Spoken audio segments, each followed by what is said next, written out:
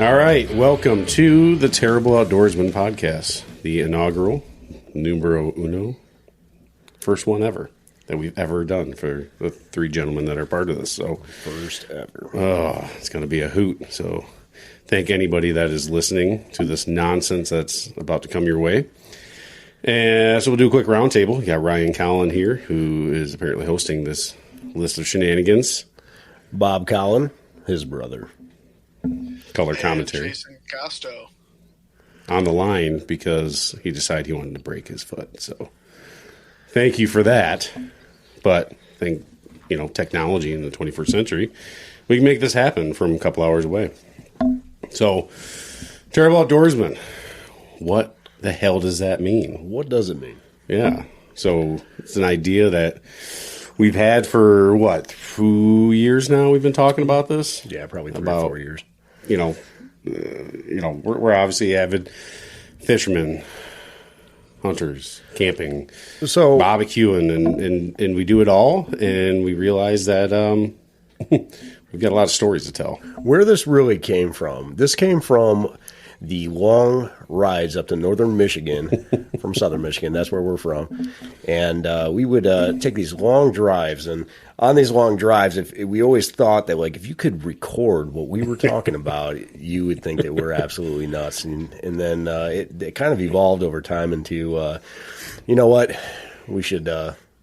we all listen to podcasts. Everybody listens to podcasts nowadays. So, I have a 45-minute drive to work every day, and that's what I listen to. I don't really listen to radio or my playlists or anything like that anymore. So I'm always listening to somebody talk about something, usually related to hunting and fishing. So I was like, you know what? Why don't we record this stuff and just see how it bites? Because we're absolutely crazy people. We're crazy. We need to share these stories with the world because you can't make it up.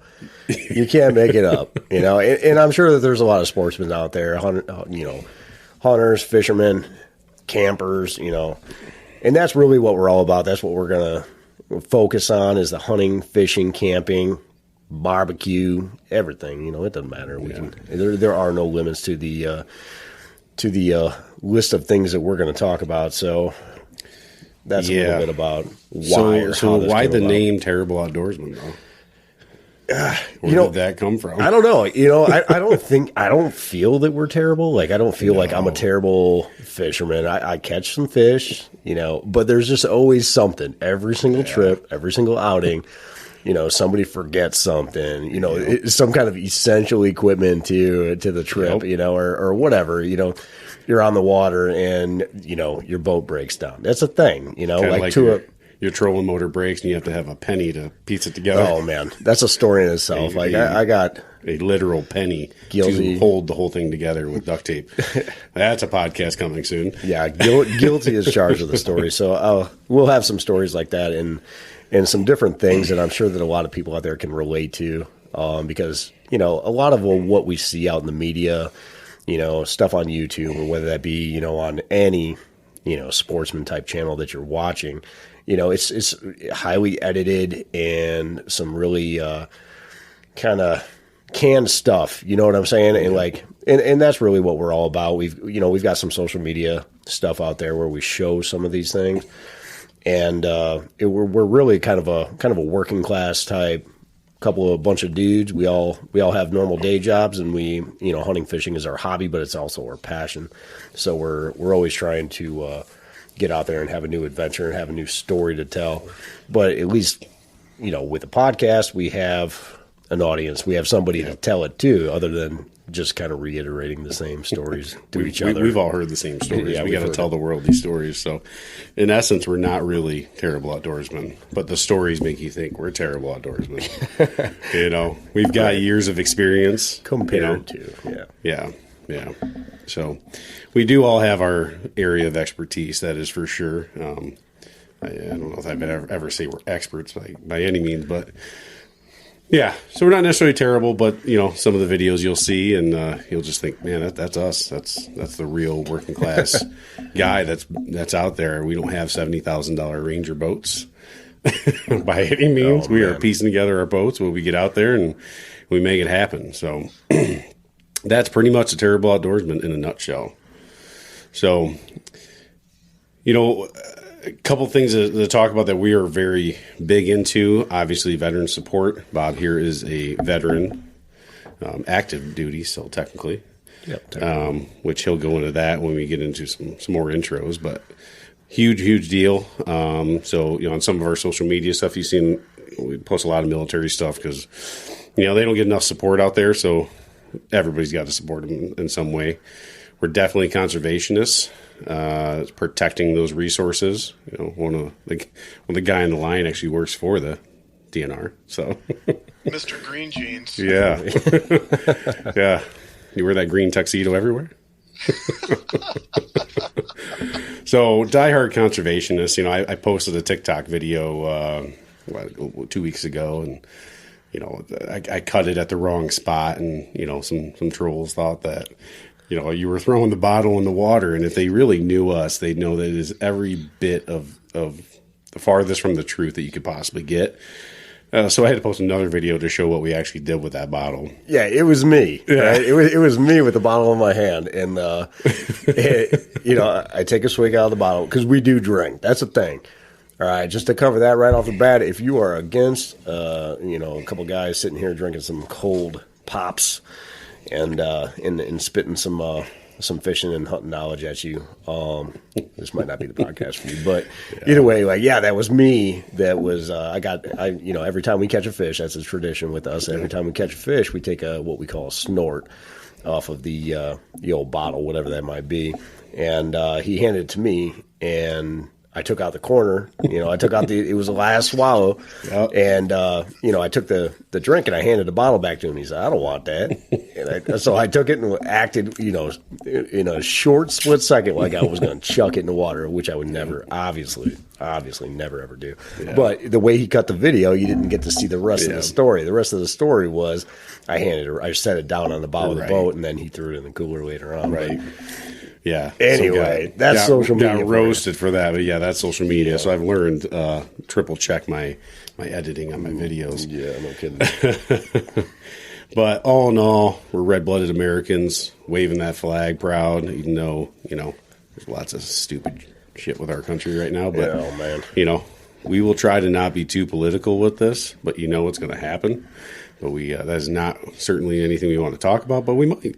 I think everybody gets bombarded by the political stuff nowadays, and it's tough. And you're right. No matter what side you're on, it's tough. Most of the time, when I'm listening to a podcast, I'm trying to escape a lot of that crap anyway. But it's likely that we're probably gonna mess up. We're gonna cuss here and there. So true story. For those lighthearted individuals out there, we'll get critiqued. For sure. Yeah. Those guys don't know what we're doing. And you're right. We don't know what we're doing. We don't. Yeah. This is a new venture for sure, and we're trying to figure it out. So bear with us. Like I said, like he was saying, we're just a bunch of red-blooded American country boys that are out here trying to have fun out in the outdoors, and that's what the Terrible Outdoorsman is all about. It is. We sit around and drink beer and tell stories anyways, so... Oh, man. Guilty as charged with the stories. Let's share those stories. So, all in all, I think the whole idea of this and why we're doing it is it's something fun to do. We're constantly talking about hunting and fishing, so why not share it and share the stories? And if anything, it gives us some more reason to get into the outdoors, to actually, propel us to do more stuff in the outdoors, because... sometimes you get lackadaisical, and so by needing content, needing some video stuff, it's going to force us to get out there, and who knows, see where it goes. Maybe one day it's, see where it takes us. I think everybody has those moments when they're, they got a big fish on the line, or they're out there in the woods. They're out there in the North Woods, and they got that swamp donkey walking by, and they put an arrow through them or something like that. And it's something that they wish that they could have shared with somebody. Anybody who's an outdoorsman watches all this stuff on TV. I get obsessed with it season by season. Whether I'm coming into the fishing season, I'm watching everything about musky fishing, everything, or walleye fishing, or whatever it might be. And then hunting season rolls around. Come August, I'm switching gears, and I'm going right to Red Arrow TV, or to shamelessly plug some people here. But, I definitely enjoy watching the things that I like to do. And I think everybody's had those moments out in the outdoors where they're like, man, I wish I could have I wish I could have had that on camera. I wish I could have shown somebody what I did. And, Jason we have here on the line was pretty successful this hunting season, and I know he's definitely a successful fisherman. But and we'll get into some of that stuff. We'll let him tell his stories and stuff like that. But I think that's really kind of what this boils down to, is it's a chance for us to kind of share with everybody else some of our shenanigans, as well as some of our successes and some of our extreme failures when it comes to the outdoors. So yes, extreme for sure. Yep. So some rules. Let's talk about some rules for this podcast. Rule number one: no COVID talk. We ain't talking about it. What's COVID? What? I don't even know what that is. I don't even know what that is. But we're not going to talk about COVID here. Yeah.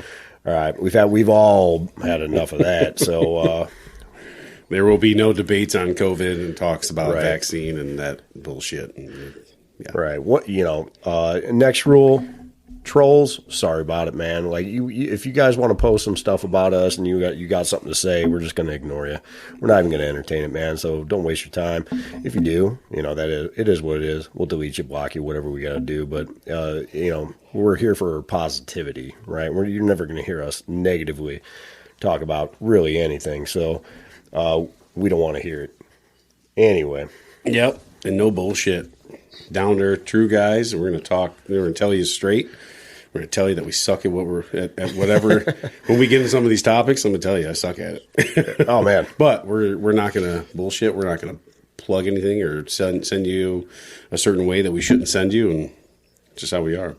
Yeah, I mean, at times I think we may talk about gear and stuff like that, and there's some of the stuff that we've had success with or we've had failures with, and we're not here to. I'm not going to tell you that, any one particular company ain't worth a damn or whatever it is, because it's to each his own. It's to each his own budget and whatever it is that you can afford and that you can go out there and do. But we're going to talk about a little bit about what we do in our experience with some different, and from time to time products, so. Bear with us when it comes to that kind of thing. We're not trying to plug anybody. We don't have sponsors. We are brand new. Yep, episode 1. You don't get sponsors. Number 1.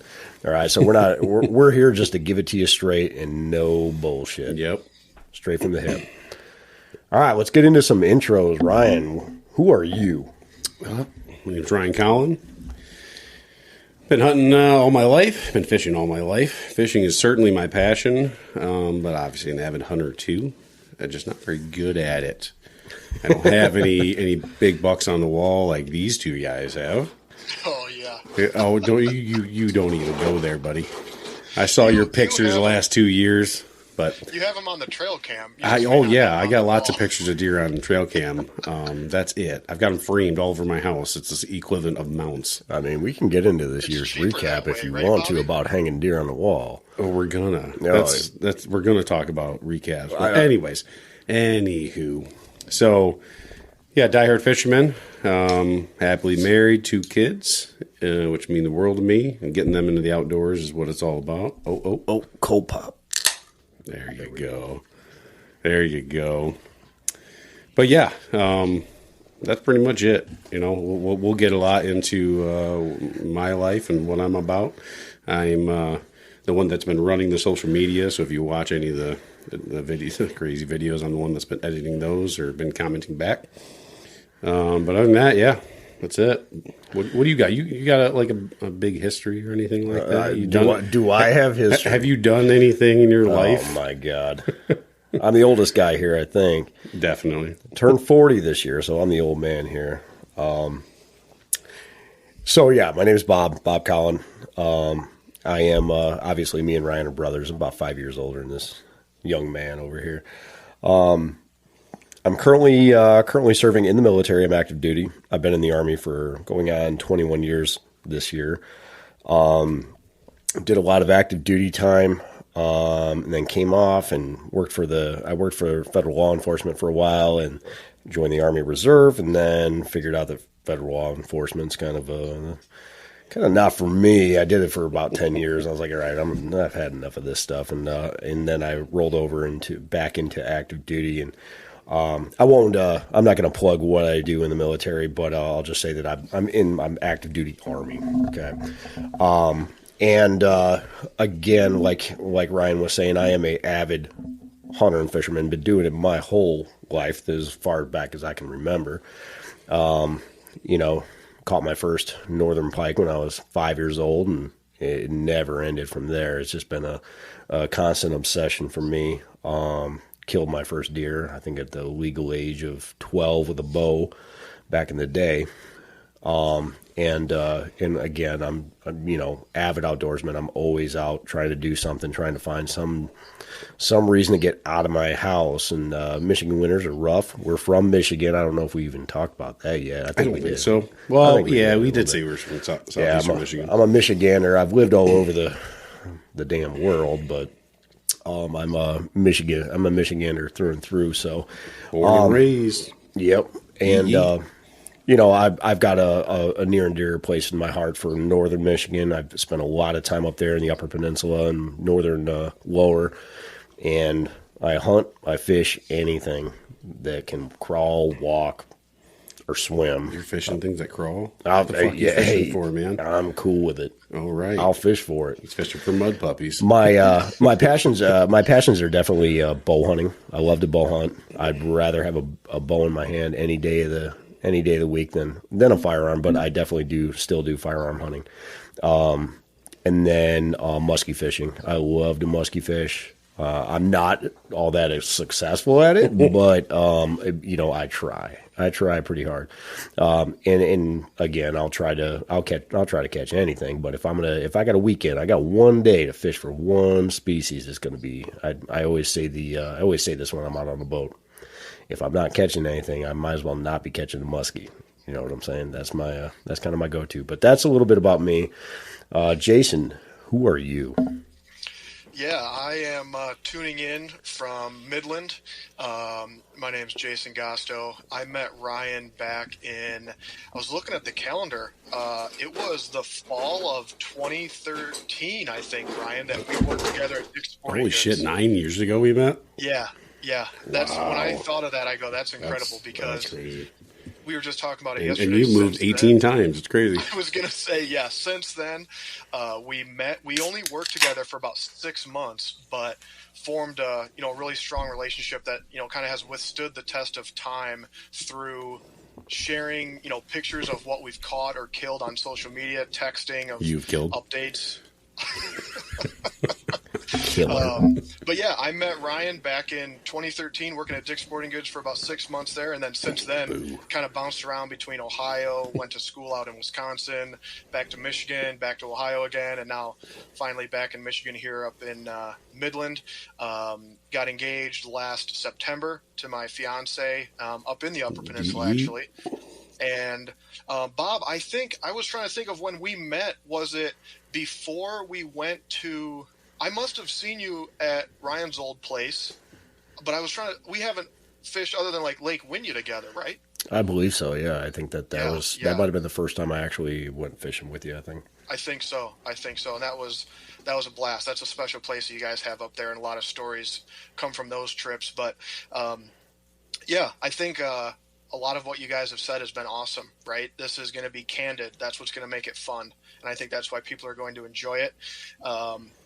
You had mentioned Ryan, certainly not going to say any of us are experts, but just talking yesterday with you guys, in the passions that we have and in the species that we chase, we certainly have different aspects of it. Even that, we talked about the Detroit River, different areas of the Detroit River that I'm familiar with that I'm not as familiar that you guys are, and talking about that stuff will be fun. So really looking forward to talking with you guys, sharing a bunch of stories. And, I was happy to be invited on because I know that over several years now, we've just been, interacting while you've been raising a family just through text and stuff. So you had mentioned earlier, this is a great, if we need it to be a great excuse to get together more often and force us to get out there on the water or in the woods exactly. And have a good time. So, yeah, really looking forward to it. And thanks for having me. I'm glad we've got the electronics to tune in. So you right, technology. So you left out. What are you doing right now? Where do you work? Sure. So I'm actually a fish biologist for Michigan DNR. My office is in Bay City, and I work in the Southern Lake Huron Management Unit. So we deal with water based on watersheds. So all of the rivers and streams and lakes within those areas that flow into two biologists, and I cover Shiawassee, Flint, Cass River, those watersheds and those lakes, and then our creek up there, Willow Creek, and down along the kind of outer edge of the thumb to Port Huron. So even though we don't know what the hell we're talking about, we know people that do. So I got a guy. I got a guy for that. So that's the only reason you're here, man. Yeah. Sure. No way. That's not the only reason he's here. No. I just want your knowledge. That's it. We're using just to you. say I got a biologist on We're the using you podcast, for so. your body. Exactly. I've spent a lot of time learning about fish. That doesn't mean I catch them any more often. Oh yeah, you know all the anatomy of a walleye. He's humble. He's a humble guy. I've watched him fish. He knows what he's doing. He knows what he's talking about. You've caught more fish than me every time I fish with you. So little disclaimer. I think he cut out a couple times as he was talking, and he's coming to us through through telephone or through cell phone. So there may be some times where he cuts out and things like that. So modern technology is not that great, apparently. It's a thing, but we are definitely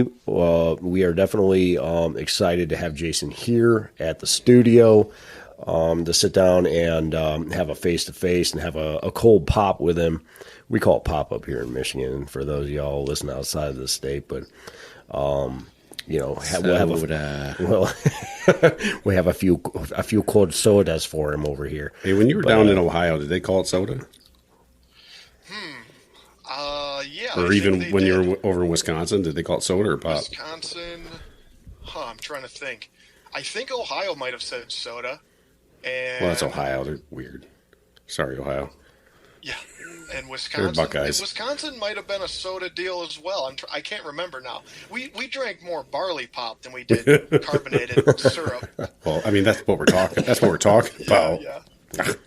Syrup pop. Yuck. I know when I lived in the South, they call everything a Coke. Yeah. Like, what kind of Coke you want? Yeah. And they're like, well, I don't know what you mean by that. You're like, well, vanilla Coke? And they're like, no, you want Sprite. You want There was a wildlife Pepsi. student up there from Texas, and you're right, Bob. He would call everything was a Coke to start off. Right. What kind of Coke you want? Yep. Oh, good stuff. Good stuff. All right. Already got some good banter back and forth. Let's recap. Let's talk about last year. All right, because we are obviously we're coming out of the winter, and for us Michiganders, when we come out of the winter, it's like we hibernate. We are stuck inside of our dwellings, and we don't necessarily. For those of us that do ice fish, I'm not an ice fisherman. I mean, you guys can have an ice fishing you guys can talk ice fishing all day long. I won't know what the hell you're talking about. Two, I don't have much to give. I don't have much. It's just not my thing. But anyway, so I really don't do anything. I'm normally, I'm continuing my education. So I'm constantly like taking classes throughout the winter time. That's my thing. But, so we're coming out of a fairly, I wouldn't call it a hard winter.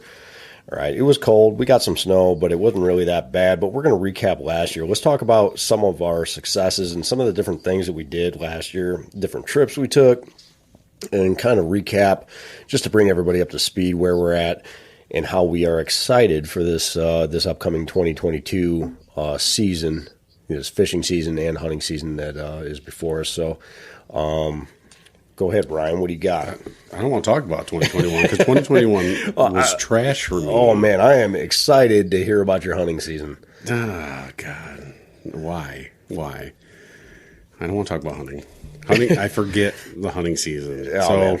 I guess we can start with, a month of October was really good for me. And the fact that I saw a ton of deer every single night, small bucks, lots of does, and I had that great mindset of pass on the does, right? Big buck's going to start chasing them. The rut's coming up. Well, that didn't happen ever. And November rolls around, and normally opening day, we're always going north, right, for opening day, because if you're a Michigan hunter, you're going up north to the deer camp. But it got a little goofy for us this year because of, the Army wants to be the Army and messed up your schedule. So we had to come back a little early. So we went up and we did a couple bow trips. And so we went up for a bow trip, shot the biggest buck of my life. Longer shot than I wanted it to be. But it was one of those things where I felt confident and obviously did not hit it where I wanted to hit it. We tracked it for... I don't even know how far did we track that thing. I'd say over a mile. Yeah, tracked it for like a mile. Had good blood at points, and then just lost blood. And we tracked it for 2 days, and just had to call it. And which is the hardest thing any hunter can do is call it when you hit a deer and you wounded it, and not knowing whether it's alive or dead. And going back to us being conservationists, like it just ate at my soul to not do everything possible to see this thing through. And at the end of the day, we were both confident that that deer was not dead based on what we were seeing. It never laid down, and it just wasn't bleeding much. The blood just dried up, and pretty confident that thing did not die. So biggest buck of my life. I don't even know the point. It's probably 10-pointer. Honestly, it was huge. But one of the things that you'll notice with our podcast, which might be a little bit different than some of the other podcasts, is that we don't call them 150-inch bucks or 60 or 70s. We're going to go by pointers, all right? Yep. We're from the North, all right? That's what we do. It's a 10-pointer. It's a 30-pointer, all right? Yeah. That's how we roll here. Yeah, that was definitely an unfortunate event, but it was. I mean, we did everything right. He got out there early, and I saw it the night before, hot on a doe, hot. I mean, 6 inches off of a doe's ass, and I just knew like, oh man, there's gonna be a good chance tomorrow morning. So I got out there like an hour before daylight, right? And this thing just came walking through, like right at daylight. I mean, it was light enough to shoot for sure. It was that legal shooting light, and it was tough. It was a tough call. So that was the first stint of our trips. So, and this kind of goes back to our Terrible Outdoorsman. I'm gonna talk a little bit about this one because, so he put the shot on the deer and he came back, texted me. I'm in the tree stand as well, and he texted me and just shot big buck. I was like, all right, cool. I'll meet you back at the camp. We meet back at the camp, and I start picking his brain.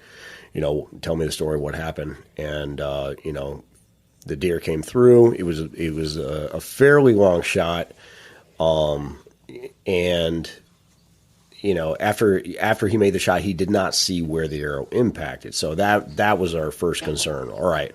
We don't know where this deer's hit, so let's definitely let's backtrack a little bit. Let's wait.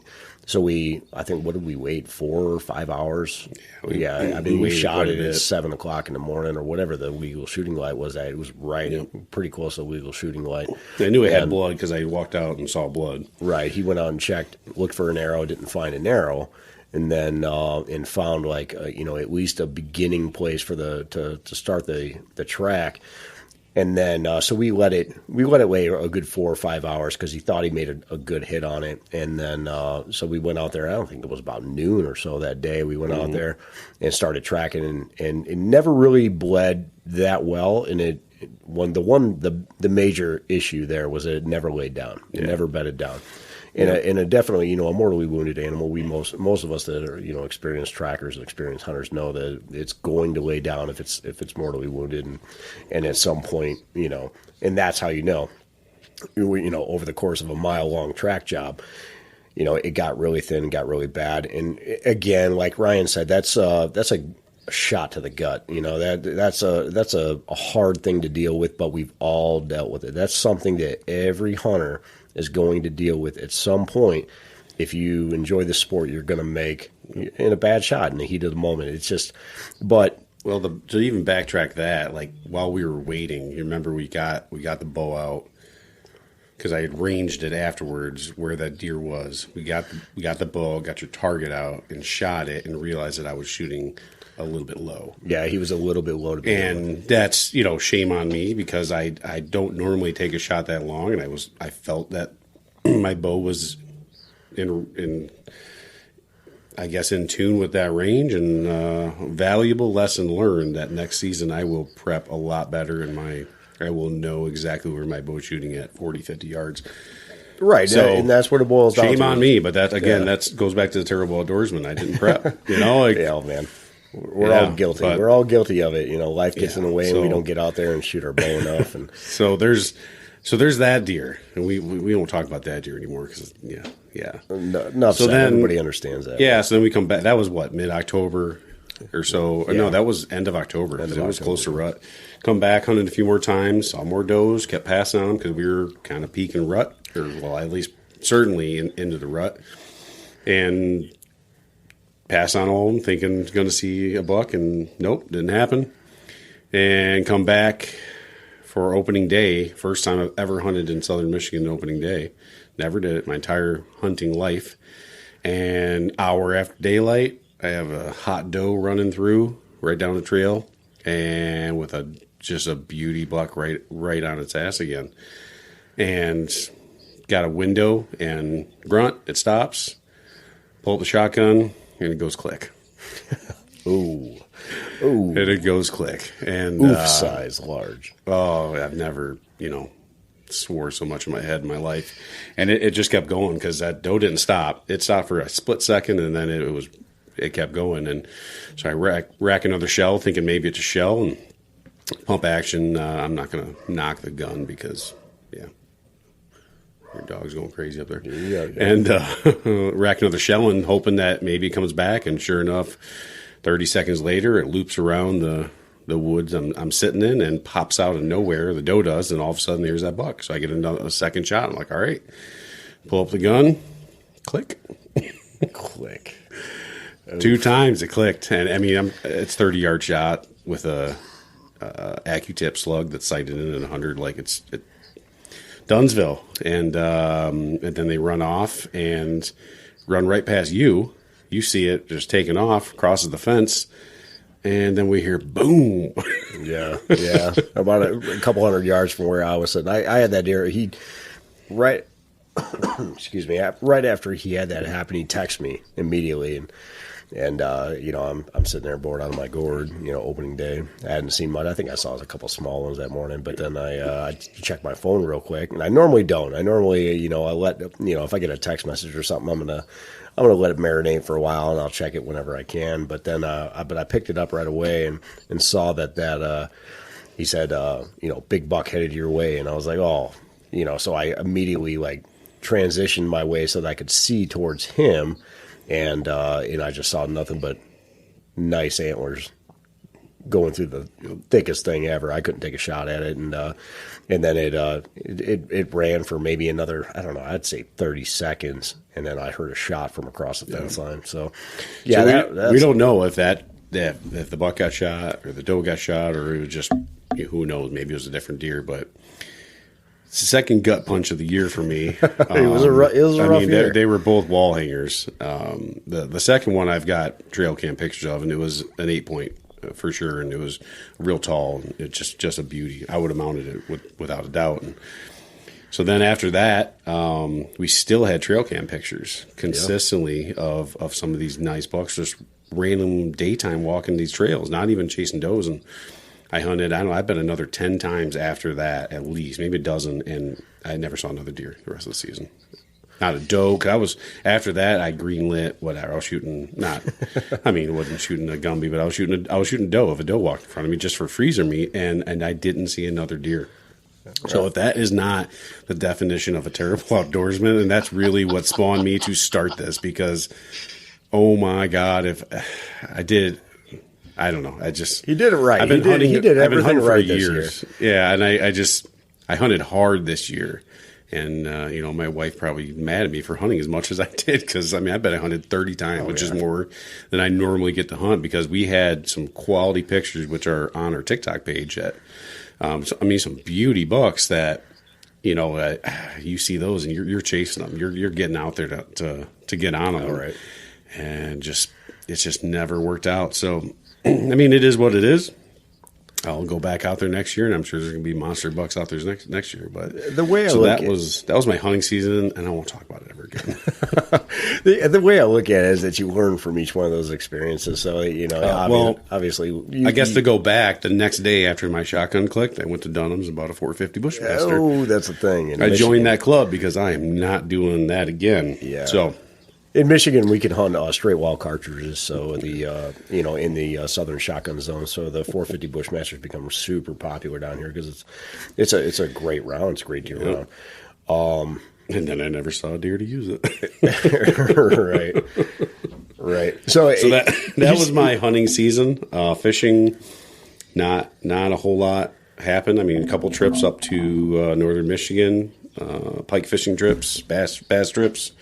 Really slacked on the muskie fishing last year, which is not typical for us. That's typically what we target probably more than anything is pike and muskie, and for a lot of different reasons, whether it be family trips or I had like 6 weddings last year to go to, which just kills a whole weekend.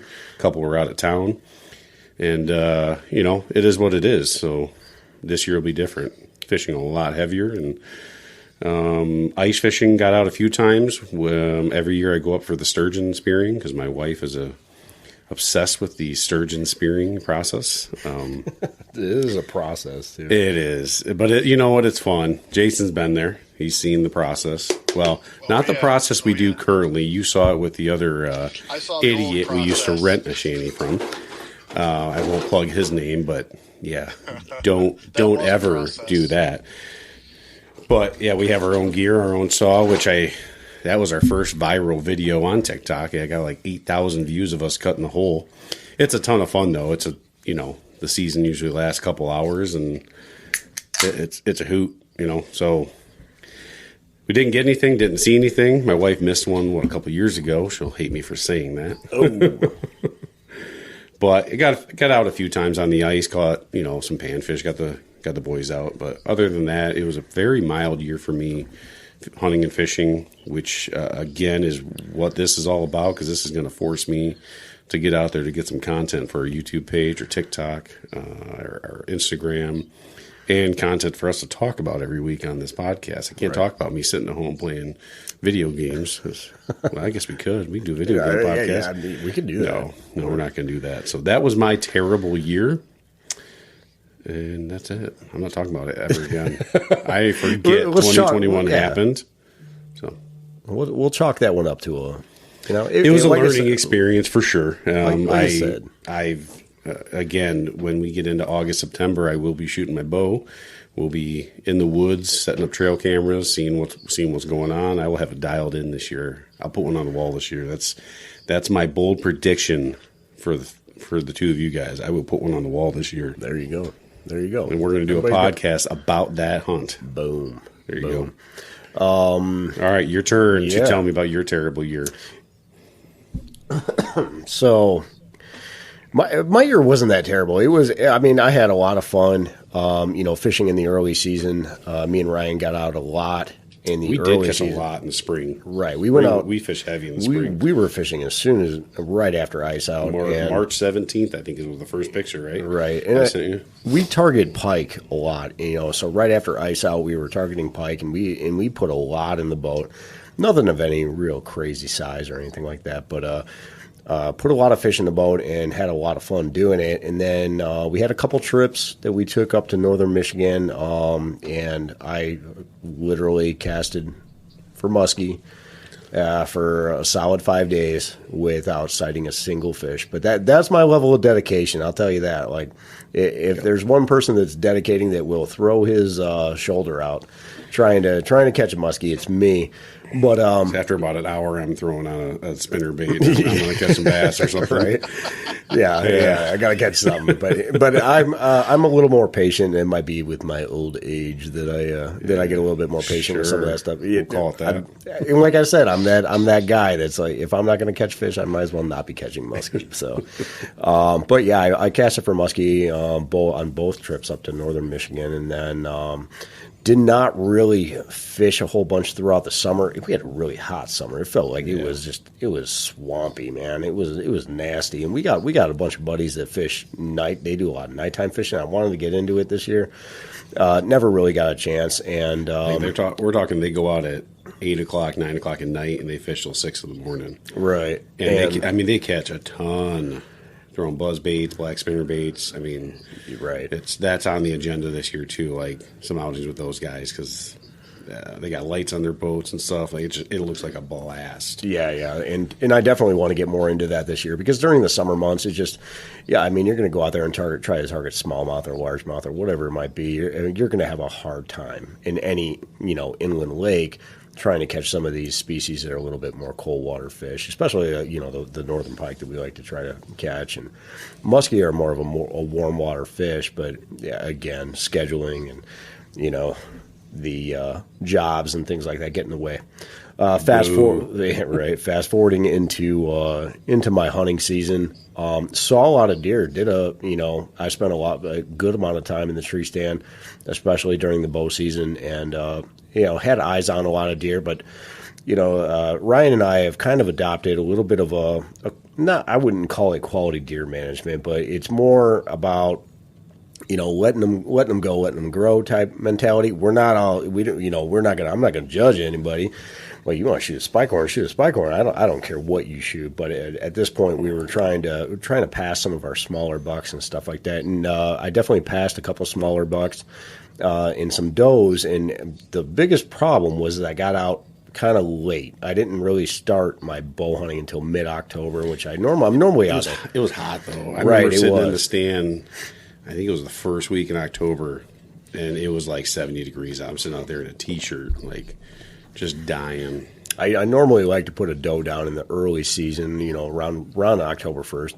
Oh, this year it's going down. That's when the bow season opens here in Michigan. So we normally I like to put a doe down and just kind of get that monkey off the back type thing, and then after that I start really hunting some antlers and things like that. But saw a lot of deer, had a lot of good encounters, but it just never capitalized for me. I was, on every one of those hunts that, that Ryan just explained, I was there for him, and, saw a lot of deer, saw some, some decent sized antlered bucks, just everything out of range, and just nothing ever came together for me this year.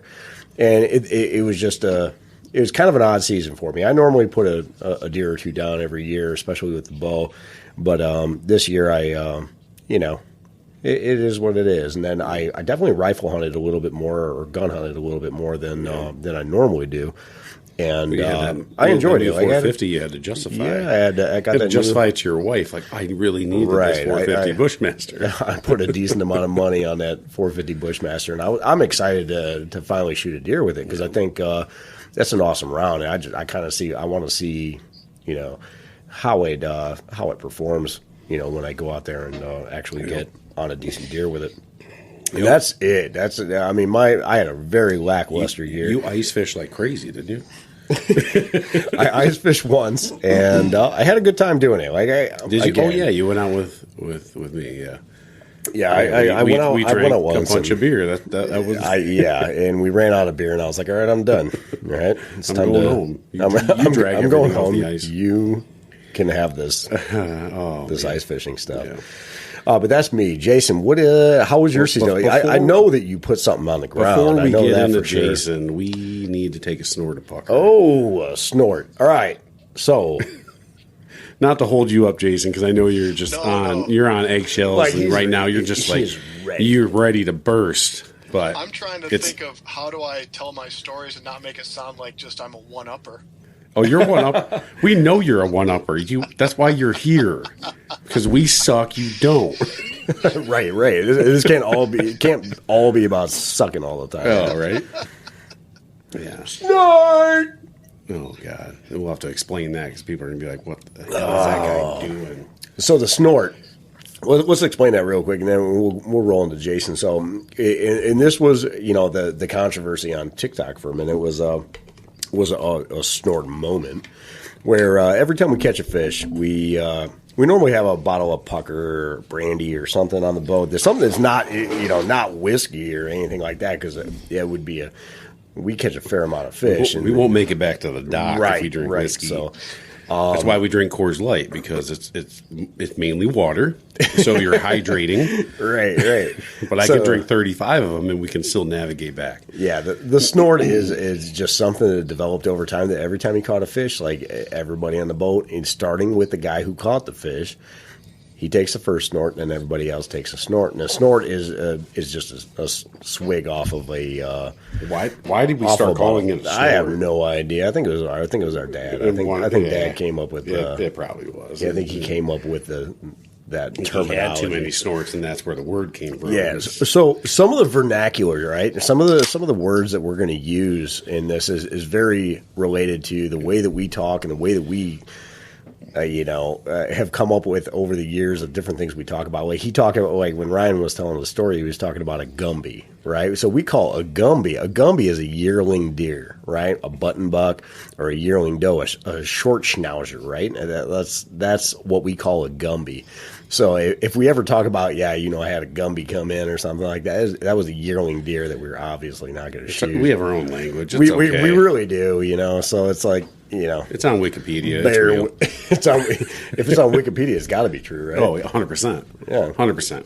All right, we had our snort. My belly is lined. It's all tingly, bubbly. So, Jason, what did you do last year besides breaking your foot? So you can't be here today. I'm gonna plug that all night, just so you know. And at some point, I want you to get into that story of how you broke it. Sure. I wish there was video of it, but okay. Yeah.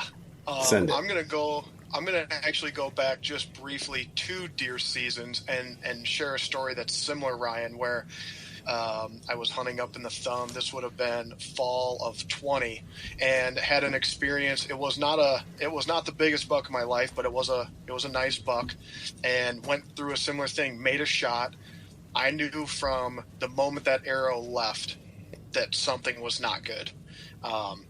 That deer, the worst too. Like you just know something's fucked up. Yeah, exactly. It all happens so fast, right? Like, how long does it take that arrow to get to that deer? And somehow your mind process like, nope, not happening. Something's wrong. Exactly. And that could be, I could draw that story out, but I'm not going to. That'll be another time. But essentially, I knew I made a bad shot on that deer. I knew that I hit it very, very far back, like intestines, just in front of the hind worst. And I actually called someone from the Michigan Deer Trackers. I got online and I said, I need someone that, like, I'm not going to go after this deer because all signs are pointing bad, right?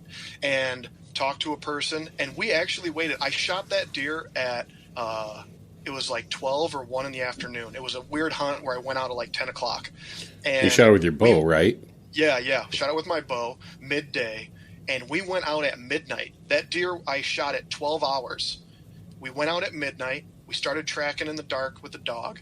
And we actually jumped that deer, and it was alive. And it was 12 hours after I shot it. That's insane. Yeah. So that's why gut shots are so bad. Like, the deer's going to die, but it can take days. Yep, exactly.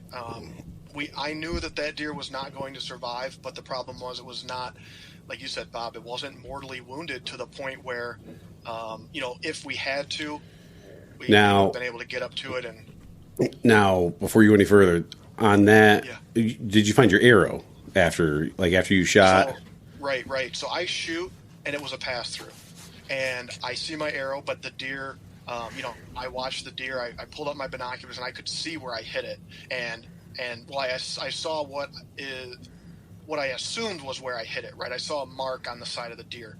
And so I ended up getting down, I go over, and my arrow was textbook gut shot, or like intestines. I'm not even going to say gut shot. Full of green slime and... Exactly. Gut shot, I would categorize that as like, you're going to have some sort of material on there. Yeah. What they're eating, right? This was not like, chopped up. This was blender split pea soup. Yummy. Do what I thought was the best thing, and it was a long, unfortunately, story that didn't end with me harvesting that deer. But anyway, fast forward a little bit. So springtime, I know one thing that we all enjoy doing is spring walleye. I got out and did a little bit of that on the Detroit River up here in Midland. It was my second year experiencing an inland walleye opener. So, growing up, we've been fishing the Detroit River. Like, we don't know what closed walleye season is, right? So up here, the culture is the inland walleye season opens on the last Saturday in April. So I fished the Tittabawassee River, had a fun time. A little bit different setup. So explain where the Tittabawassee is, because that's anybody listening that's not from Michigan. They don't know what the hell you just said. Right. Something about titties. I mean, that's the nickname is the tit for the Tittabawassee. So you guys probably got all kinds of nicknames for that. It's got it's a tributary to the Saginaw River, which flows into Saginaw Bay, and that's and a little bit different system. We can kind of go into that a little bit later tonight if we want, but shallower, smaller, slower current, dirtier water. But anyway, so fish there, had a good time, did quite a bit of turkey hunting this spring. Do you guys turkey hunt much or at all? I know we've never talked about it. No, I mean, it's something that I've always wanted to do, but I've never. And actually, at one point, back when I was working at Cabela's, a couple of guys I was tight with there, they were big into it. So I actually applied for my tags and everything, and nothing ever came of it. So I've always wanted to. It's never panned out. I've got so many hobbies, and it's one of those things like my wife will kill me if I take up another one, such as podcasting. So I got to limit my hobby. I would love to do it all. I've thought about duck hunting. I'd love to get into steelhead fishing. Like, I've got friends that do a little bit of everything. I've got avenues of getting into it, and I gotta limit it. Yeah, unless this thing takes off and I'm doing this full time. Sure. For right now, like I gotta manage my time between family time and like what hobbies I really care about, and but turkey is definitely one that I personally would love to do, especially springtime, because I generally only hunt from October to January. So I got 9 more months of the year that I'm not hunting something. Like, there's got to be more, so in springtime turkey, fall turkey, to me, that's cool. We've actually been applying for bear for 10 years now. We've been applying for bear. Yeah, every year we apply for both bear and elk. We've just been doing points, I think, for years now, just trying it. Well, the first time we applied, we actually got it in the UP, not expecting to get it. And we're like, oh, okay, we're not ready to hunt bear in the UP. We're like, I did not think that we were going to get it. But, the UP, there's so many tags, you can get them almost over the counter when you apply for them. So now we've been doing the Red Oak area, which is northern, Onaway area that we generally been hunting. Presco County, yeah. And now we're just applying for points. And same with elk. Yeah. I've been applying for elk for probably 10 years. 10 years. And it's going to be one of those things all right, eventually I'm going to start applying for the tag, but I got to be ready. This is going to happen when I start doing that. I got to invest the time. Elk hunting, you obviously got to you got to pay for a guide. If it's once in they say it's 15 years before you get a tag in Michigan for elk hunting. Yeah. The year I get that, if I got to drop a couple grand to pay a guide to make sure I get one, that's what I'm doing. Turkey hunting for me, I would definitely like to do it. Same here, Jason. It's always just a conflict of seasons for me, because when in the prime of the turkey hunting is the prime for northern pike ice out fishing type thing for me. So it's really more about priorities when it comes to. I got a ton of buddies that do it, and they say I know a lot of people that prefer turkey hunting over over whitetail hunting, and to me that's crazy talk. But that's nonsense. But, don't speak in folk tongue. But everybody, has their own thing and everything that they're into. But and I would love to try it at some point. It's just I need more time. Yeah. It needs to be more time. Not to steal your thunder from your intro, but anyway, what were you getting at with that? What were you talking about? What were you getting at with that question 10 minutes ago? All I was going to say is I went turkey hunting and didn't get one. To sum it up. Okay. Yeah. Okay. And back to square one. Yeah. So kind of moving through the year. Where do you turkey hunt? Do you turkey hunt up in the thumb area again? The same area you deer hunt?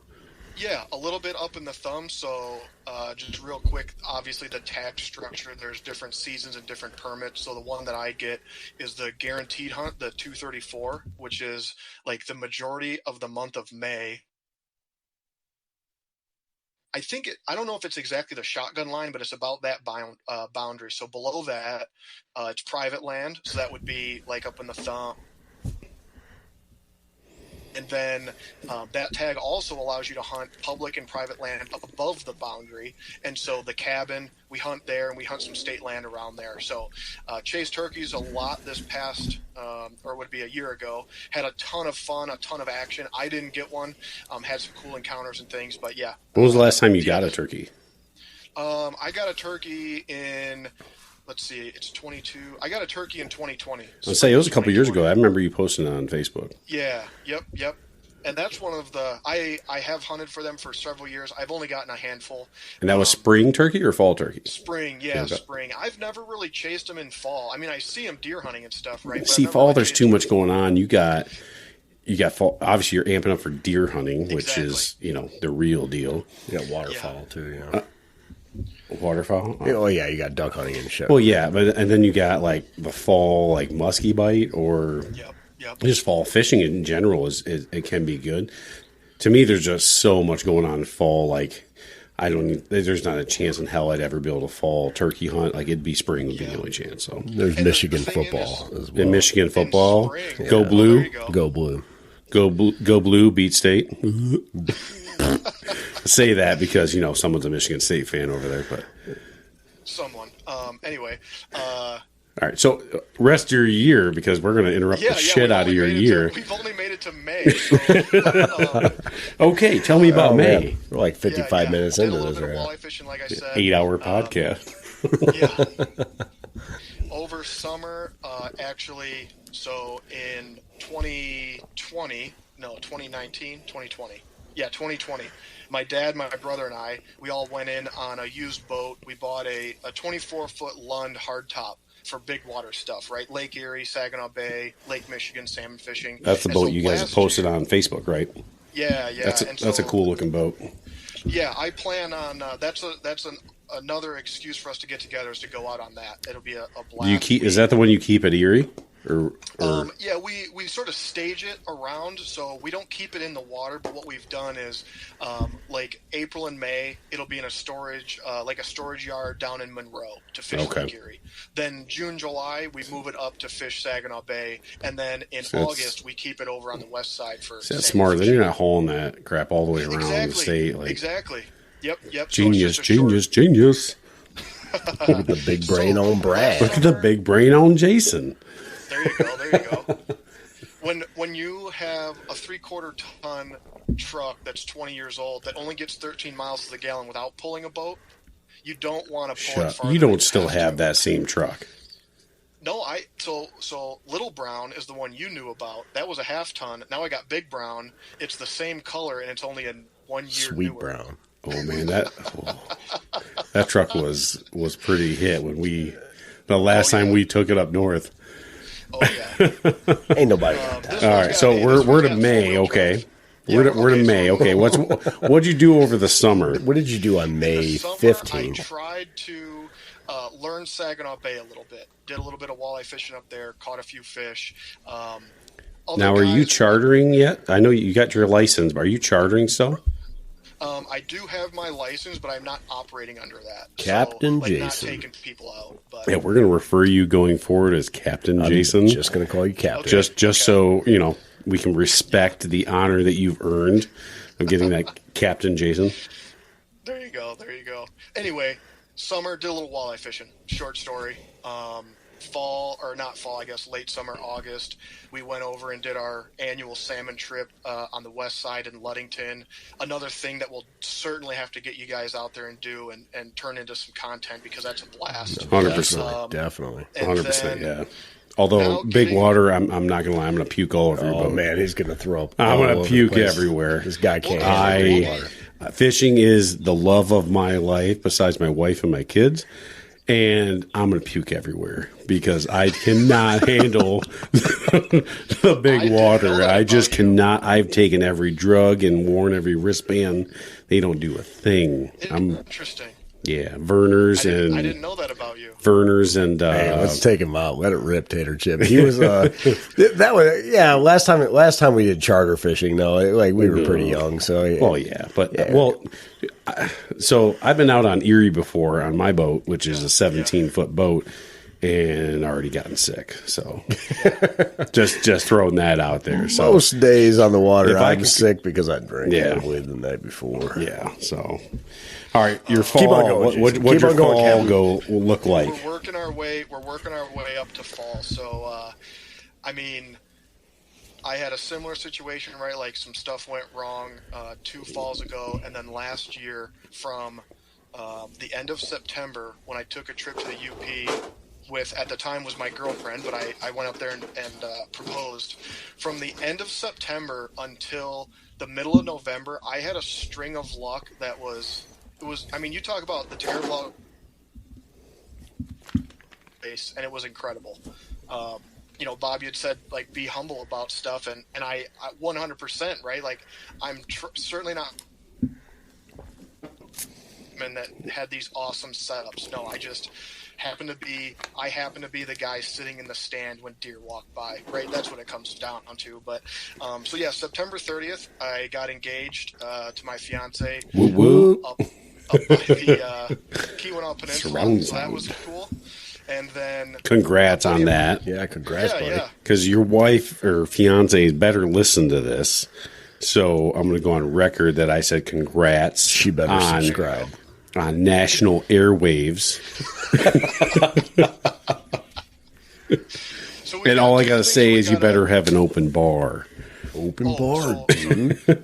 Three things to put on record. So we've got number one, we had a guarantee by Ryan, I think earlier, right, Bob? We had a guarantee by Ryan that there was going to be something on the wall this fall. We need to write this stuff down, by the way. We need a whiteboard on the wall. You're holding a pen, Jason. I see it. I know. Because I got you on video. You're going to write this stuff down. You're going to be our ledger. There you go. I'll be the secretary, right? Exactly. Yeah. So we had, just real quick, we had Ryan just guarantee a fall wall hanger. We had it might be a spike horn, but I will put one on the wall. It might be a doe. I'll put a doe on the wall. So I'm going to go on the record right here. I'm going to go on the record and say that I'm going to guarantee. I'll guarantee it. I'm going to guarantee a wall hanging northern. Or I'll take that back. Great Lakes strain muskellunge for my wall. Oh, that's very specific. Great Lakes strain. Very specific here. I got to ask, Bob, what's the length criteria that we're going with? We're going with 24. Oh man. so obviously the legal limit in Michigan is 42, but I'm gonna go 48 or 50. 50. Most people say 50 is like the standard. It depends on the lake. They just changed. I was reading the rule book. They just changed some regulations. Some lakes are 44. Some lakes are 46. Some lakes are 50 now. You know what? Let's go 50. Go big or go home. Go big or go home. I'm going to go 50 inch. I'm going to go a 50 inch Great Lakes strain muskie. You better live on St. Clair, buddy. Obviously, I'm not going to keep it. I'm going to put every muskellunge back in the lake. So it would be a replica, but I want to hang a 50 inch muskie on my wall, and that's my goal this year. That is, I'm saying I'm guaranteeing it here, but. You know what? Let's do it. I'm going to guarantee it. I'm going to guarantee it. And, keep tuning in so that you can get my update. So, all right, what's the other one, Jason? what we have? We had Ryan guaranteed a wall hanger in the white wall hanger buck. We Yep. got Bob guaranteeing muskie in the 50+ club. You had a shout out to my fiance that's got a tune in. I lost my train of thought. I don't know what the other stuff I was going to say. I should have wrote it down. I think we need to have Ryan's wife guarantee a sturgeon this year because it's only been about, 10 years that she's been trying to spear a damn sturgeon. The season was only, 34 minutes long? It was, Right, and that's where I kind of dropped ball last year because the year before I actually got her onto the North Channel in St. Clair to actually catch a sturgeon. And we failed at that.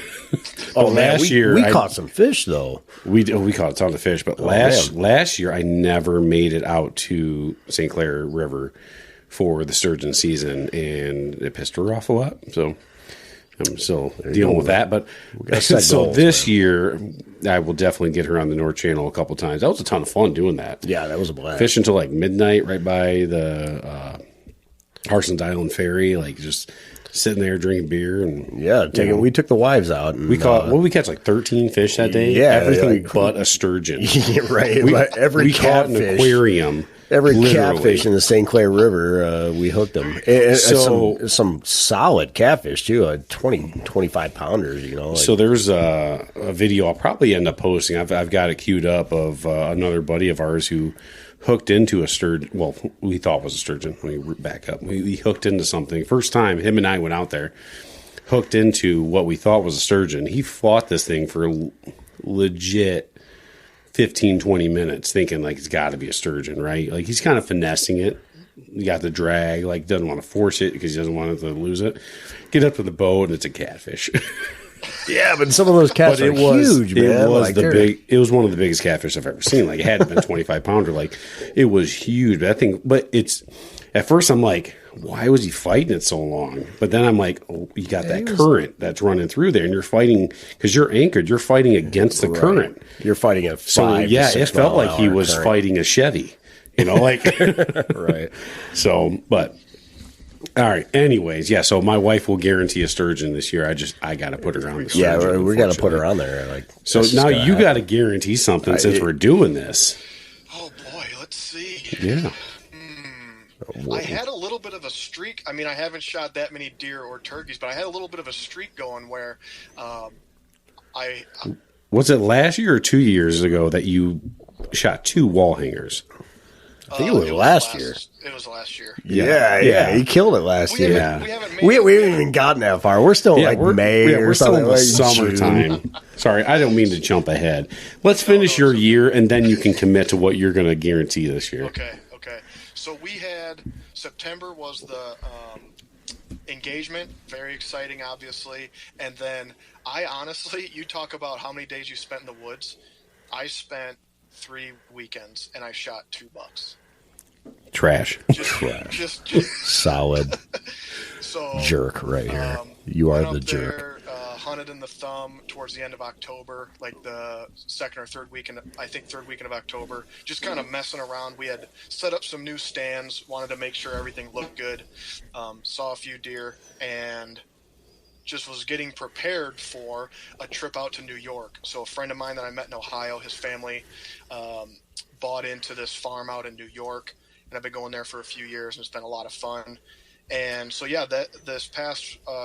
this past year's trip, deer sightings were a little bit down. There were 4 of us in camp, and the weather, one night we decided to have a few extra pops and sleep in because the weather was going to be bad in the morning, right?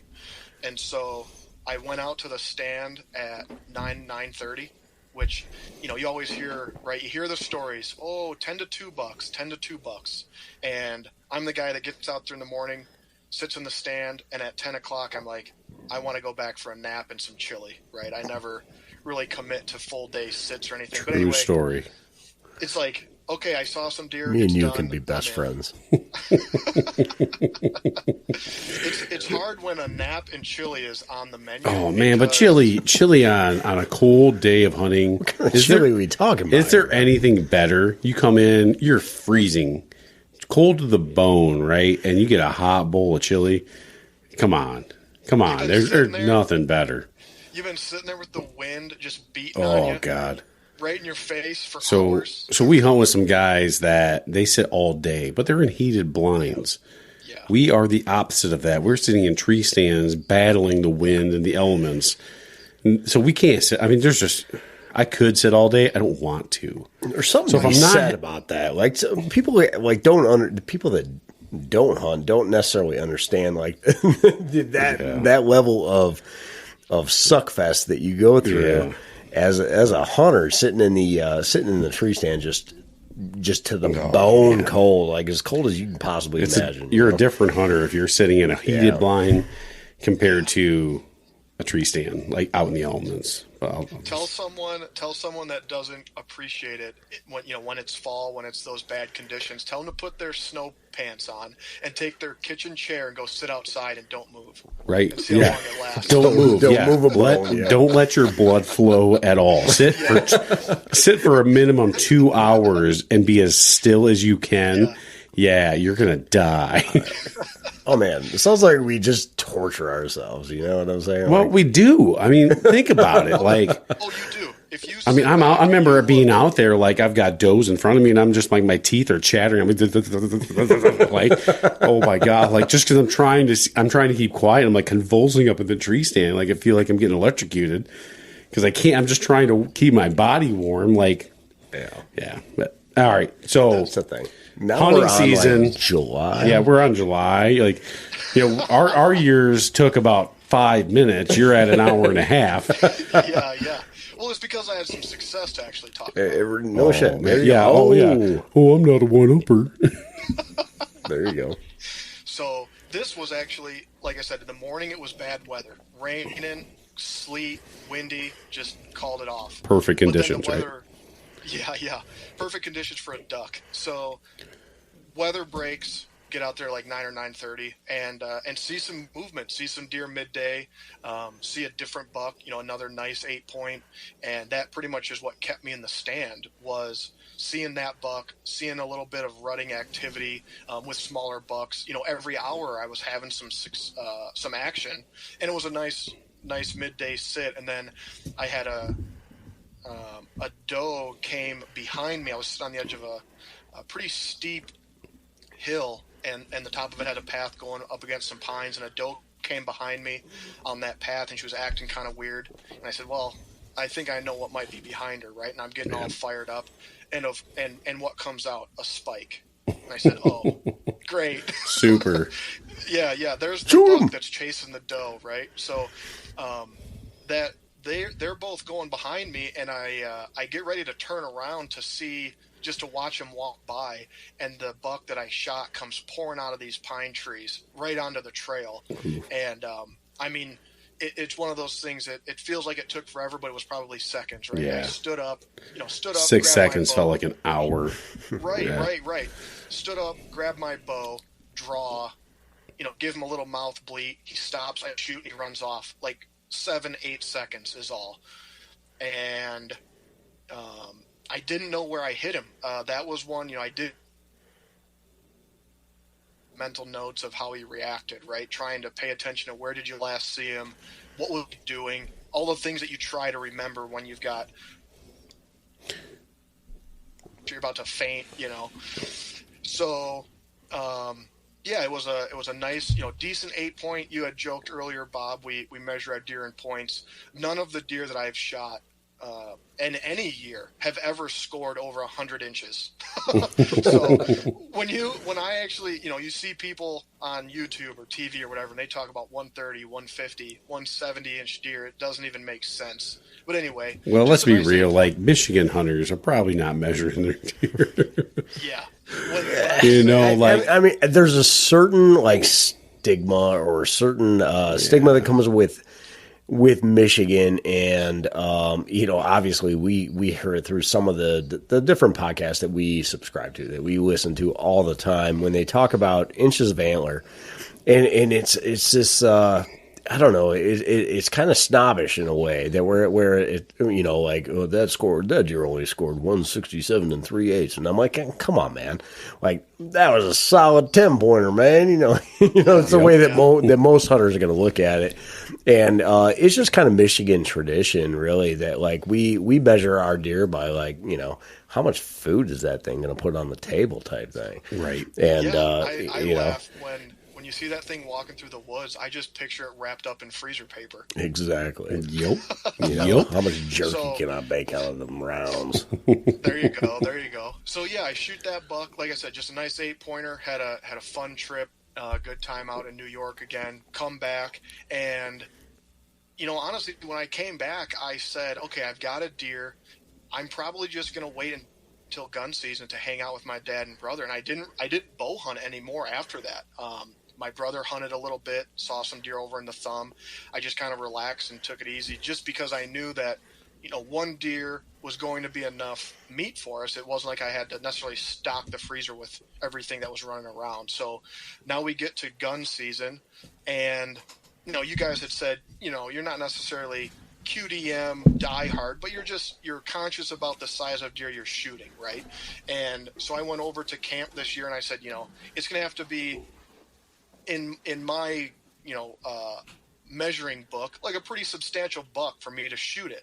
So opening day, my brother shot a nice 8-point, about like the size of the buck I shot in New York, in a stand that the guy, he hasn't always been able to hunt opening day because he's a police officer, but he has hunted that stand, I think, 4 or 5 opening days. And every opening day he hunts it, he shoots a buck before 9:30. Magic.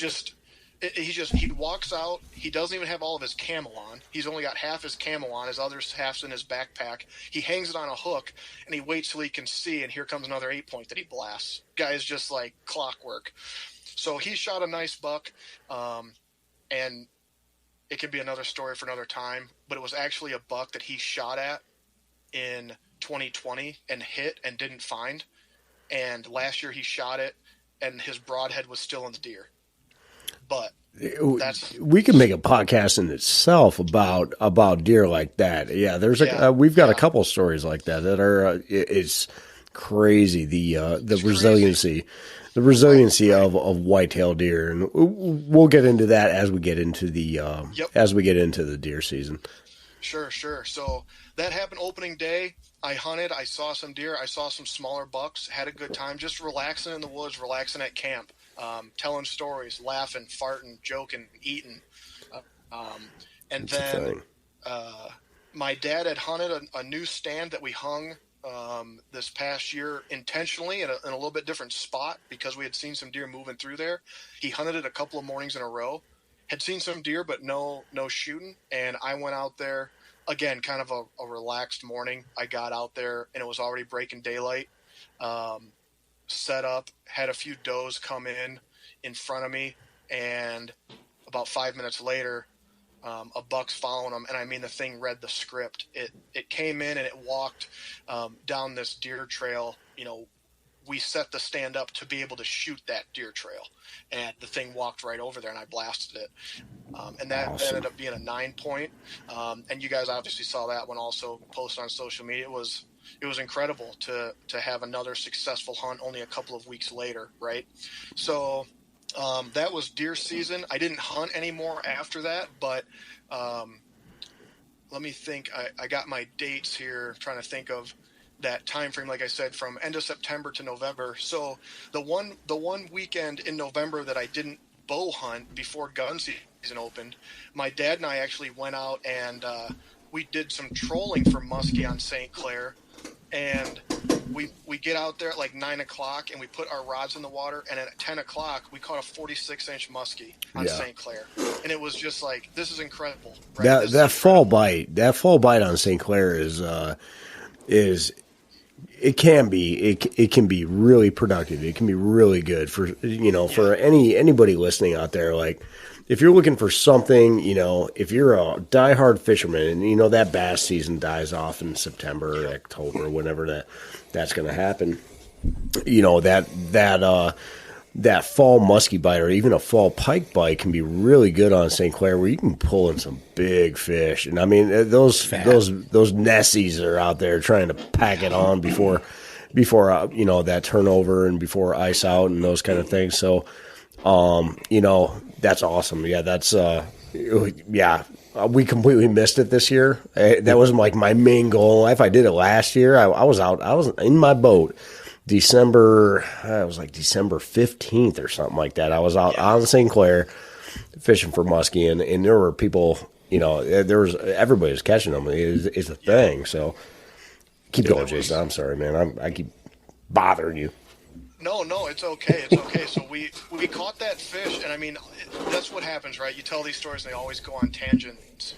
To stay on the muskie thing for a minute, we caught that fish, and within like the hour that we caught that fish, we saw another guy catch one, and I saw some guys that were jigging on the Detroit River, like had a post on Facebook. They also caught a fish like right within that hour. Everything aligned, right? And the fish put on the feed bag for a minute. So that was really cool. There's something to be said about that window, right? Oh, we can go back to the story of when we were up north, right? I caught that muskie, and minutes later, David, the other guy from camp, caught a muskie simultaneously. Right as that big storm rolls in. Yep. Like with muskie fishing, those windows. First, I thought they were all a bunch of BS. I'm like, come on, that's stupid. But I've seen it. I've seen it firsthand. Yeah. Like, you fish all day because, like you said, Bob, if I'm not going to catch something, I might as well not be catching muskie. But you fish all day knowing that, okay, there's going to be better times than others to catch a fish. But it doesn't mean I'm only going to fish that 1 hour window. Right. Yeah, you can definitely catch them outside of that window, exactly. For sure. But I've seen that bite in that window, and it's crazy. And you always hear about it. You always read about it. If you know anything about muskie fishing, like you hear about that window of like when that bite's on, you better have a line in the water, as fast as possible. And I would say that hobby or passion is something that we probably shouldn't be because it's an expensive one, but we're starting is it expensive? We're getting a little bit of a pile of gear going, and so I'm looking forward to doing that more and more. So that was my whole year in a 1 hour nutshell. Winter rolls around, and I get amped up because I've been up here in Midland for 2 years now, and talking with the guys at work, getting ready to go out and ice fish on Saginaw Bay, getting all excited. And my good fortune that had occurred in fall certainly took a turn in winter. I ended up, I was over at the cabin getting all my gear to stage it in Midland and get prepared to go with those guys. And halfway from the cabin to my house, my truck breaks down, dead. So Big Brown, Little Brown, Old Brown, Young Big Brown. Brown. Yeah, Big Brown. Yep. Big Brown. Big Brown was broke down, and that was to the tune of $1,000. Yeah. And so that put a little bit of a damper on things, right? Like I kind of was all down in the dumps, like, oh, I'm not going fishing, blah, blah, blah. End of the week rolls around. I've worked with the guys to get my stuff ready to go, all fired up. Saturday afternoon, I was going to meet a guy to go fish. So getting a few things together, getting my truck loaded. I was literally 5 minutes from leaving. Four-wheeler was hooked up. Truck was loaded, shanty, the whole 9 yards. And I slipped on so our driveway was complete ice. I slip on the ice and fall. And I'm laying in the driveway and I go, this hurt. This hurt a lot. I text the guy I'm on the ground. I text the guy and say, yeah, probably not going to make it. I just fell in the driveway. I was so worried about letting him know. Fiance comes out to get me, and we end up going to urgent care, broke my leg. And so I've been out since that happened February 12th. And that pretty much prime ice fishing time. Exactly. Like that was going to be, Saginaw Bay had been locked in.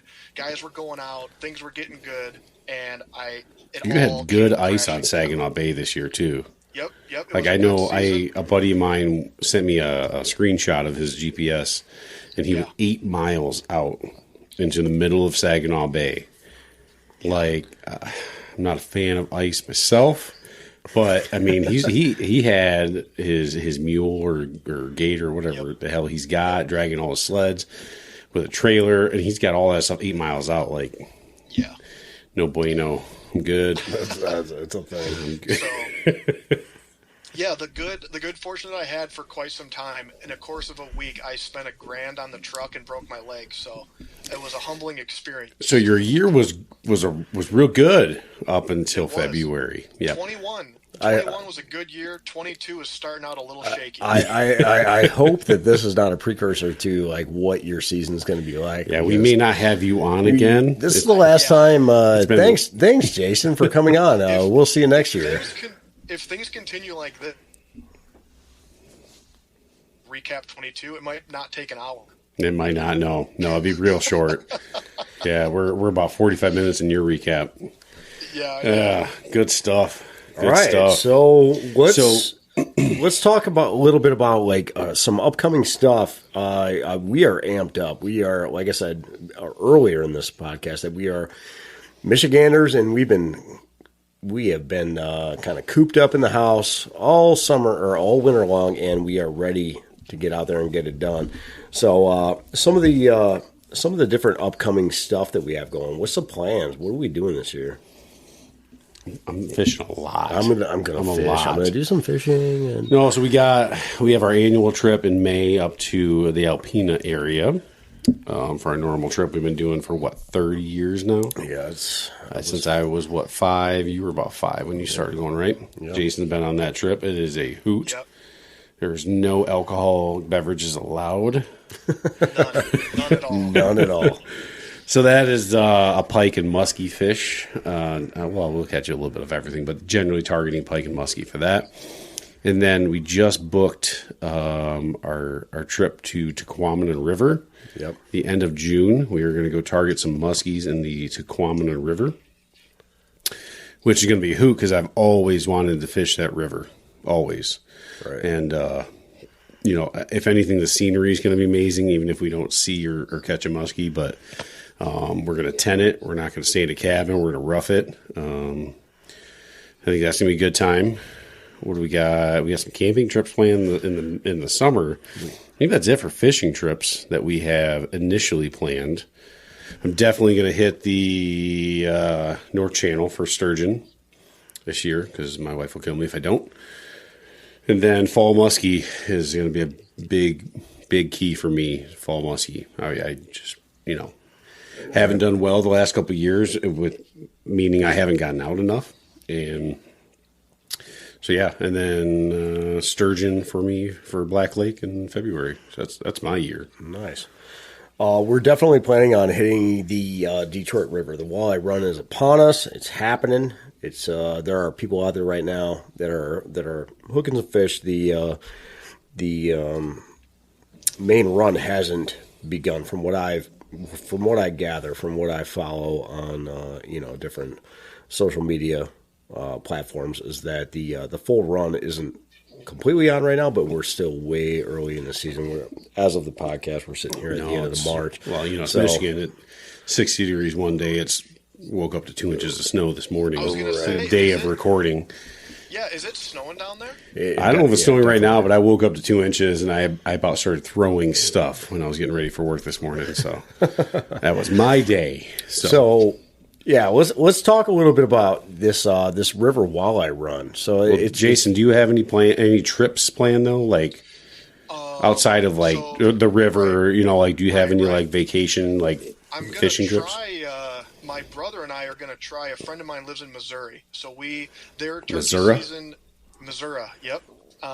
Their turkey season is a little bit before ours. It starts when I say before ours, I mean the permit that we have. It actually overlaps with the general season that we have, but the actual license that we buy, like I said earlier, that month of May. We're going to try to get down there end of April, beginning of May for a long weekend and hunt. So that's the only one that's out of the ordinary. But I do I wrote it down. I came up with my on the record. Okay. What I'm going to say on the record. All right. All right. Now, you guys might scoff at this because you've been in the game for a little longer than I have, and I know that you've both pulled this off. So it might not be as much of a trophy as a wall hanger whitetail or a 50-inch muskie, but I am committed to catching a muskie casting.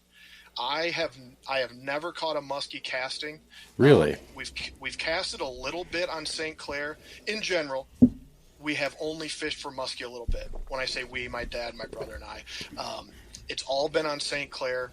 A little bit of casting, mostly trolling, just because it was easier to sit in the boat and drive around. It's big water out there. Yeah. Right. Yeah. Exactly. So plus it's when it's hot out too, right? When it's 90 degrees, you can sit. I don't know if you have a bimini on your boat or anything, but you can just at least move around rather than sit there with that stagnant air and the fish flies and just dying out there casting, 3-pound lures. And it doesn't, muskie fishing is not fun. It's not, right?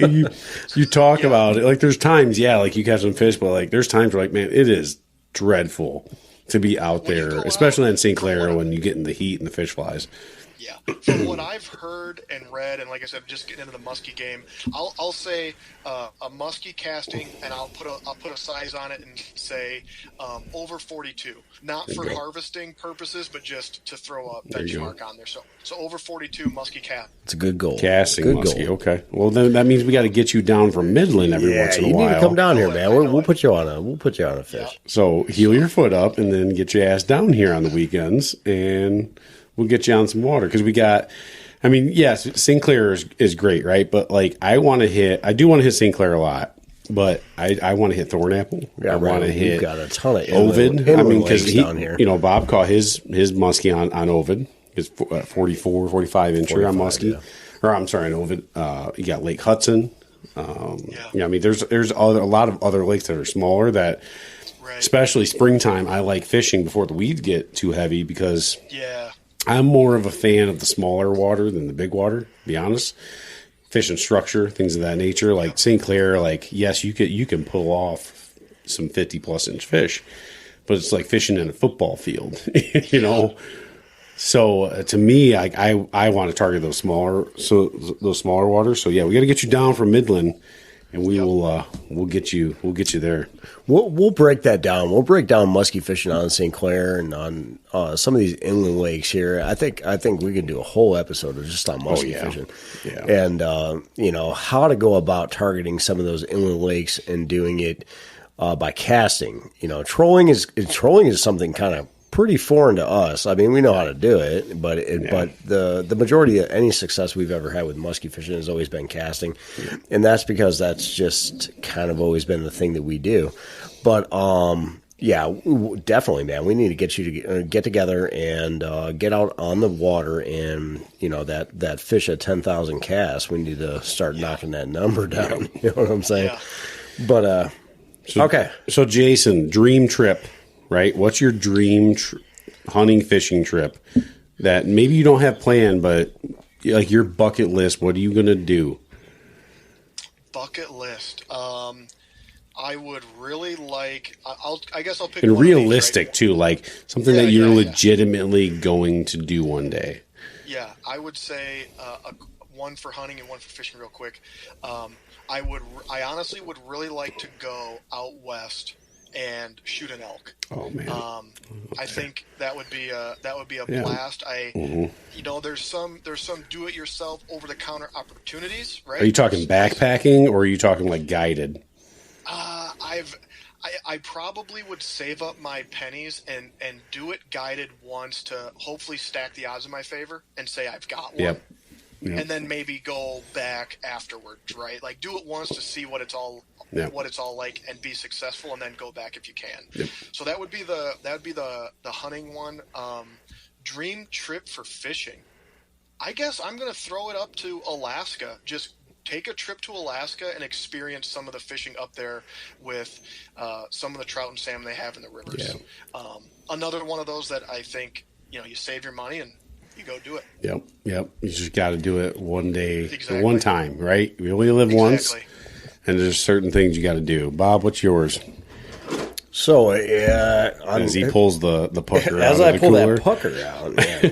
We drink about half that bottle in this podcast. So to break it down the way Jason did, but break it down into hunting and a fishing. You know what I'm saying? I have a hard time differentiating between what I like more, hunting or fishing. Ryan will tell you all day he loves to fish more than he loves to hunt. I know that 100%, but me, I'm when you put that bow in my hand come October, like it's on, man. I could care less about fishing. But anyway, so if I got to break it down into my dream trips, my bucket list stuff, it's going to be, I would say, just like Jason, same exact thing on the hunting side. It's going to be a Western trip out somewhere, Colorado, Montana, Dakotas, out there chasing elk with a bow. I'd love to do it, but I don't want to do it on my own. You know what I'm saying? I don't know. Yeah. First thing about chasing elk in the mountains, I would definitely need a guide and want some success off the bat as opposed to going out there and just winging it. You know what I'm saying? So that's definitely on the bucket list. So going in there with my bow especially and then trying to make that happen. And then on the other side of that would be a Lake of the Woods trip. On the fishing side, it's a Lake of the Woods trip for muskie. That's my thing. Or anywhere in Ontario. Yeah, I mean, you got from Eastern Ontario to Northwestern Ontario where the muskie fishing is just phenomenal. So I would definitely, that would be on the bucket list as a fly-in trip for muskie. I'm all about it. That's me. Yep. So for me, the hunting side of it, hold on, I got to take a snort of pucker. Let's do that first. That's way more important. Wet your whistle so you don't cough while you're talking. Exactly right. See, we're being productive. Oh, Grandpa's cough medicine over here. I feel like Grandpa with my cough right now. I'm getting over pneumonia. So my bucket list hunting trip, and I never really thought about this until I listened to the Working Class Bow Hunter podcast, is in Alaskan. Shameless plug. Yeah, I don't care. I like those guys. Hopefully one day they're listening to us because those guys are freaking big. That's what they do for a living now, and that's what I want to do. But anyways, we have a podcast on Alaskan moose hunt. And it's a do-it-yourself Alaskan moose hunt. And literally get dropped off in the bush, and it's up to them. Like to obviously they're dropped into areas where there's moose, right? The guide service or whatever they're using drops them off, but they they get dropped off in the bush for like 10 days. They're roughing it, living in a tent, and they're moose hunting. And to me, like, that's my bucket list hunting trip. Like, one day I'll do that. And it's expensive. Like, I've looked it up. It's, upwards of 10 grand, depending on what you want to do. But that is a trip one day that I will do because it's just, I definitely want to do the elk thing. That's for sure on my radar, 100%. I think that's more realistic, though, like, because I don't think you have to. Yes, you need to save up, but like you can apply for those tags. Anybody can apply for those tags. And you can go backpack tent, like you can do that, I guess, a little bit cheaper. The Alaska thing for me is like that's big. Like that's where I'm going to save my pennies for a long time and make that happen while physically I can still do it because it sounds like it's a rough go. So that's my hunting trip is an Alaskan moose hunt. As far as the fishing thing, it's going to be Lake of the Woods. Yeah. It's going to be I go back and forth between Lake of the Woods or, our buddy Mark, who will be on future podcasts. They do a houseboat trip where they go up to, I don't know if it's Nipissing. I think it's like Nipissing they go Nipissing to. Or Eagle Lake, one of them. So they rent a houseboat. They take their boat up there and they rent a houseboat and then they tie their boats off to the houseboat. And this lake is huge. I mean, it's 20, 30,000 acres. And you just move the houseboat every day, move it somewhere else. And that's like your base camp. And then you just take your boat that's tied off to it and you just go wherever you want and go fish. And they do it for like 2 weeks. Like to me, and they did it for years. They've done it. But obviously with the border restrictions of the bullshit we have going on in the world. No COVID. yeah, we're not going to plug COVID because fuck that guy. Who's that? But COVID because guy? of the border restrictions, obviously they're just finally starting to open up. And some of these, I don't know how some of these guide services survive this nonsense that we have. But so that's definitely, yeah, like either the houseboat trip for like, you know, a week or two to live on the houseboat and then fish. And it doesn't even have to be musky for me. Like it could be, you know, fishing for walleye. Like, you know, Marcus told us, you know, you go out there and they eat walleye every day for dinner. They eat what they catch. Right. You know, like that to me, like that would just be a freaking blast to do. And that's realistic. Like he told us, like to rent it, you get 4 or 5 guys to rent it. Like you're talking, you know, but with the rent of the houseboat and then the gas to get there and food, like you're talking, yeah, it might be $1,000 or so, but like that's realistic. You know, you start saving your pennies for a year or two. Like you can make that happen if you really want to. The moose thing is a little bit different, but those are my 2 trips for sure. So, all right. So this podcast has gone a little longer than we wanted, but we're still going to keep going. So let's go. We wanted to talk about Saginaw River because we here in studio have not done it at all.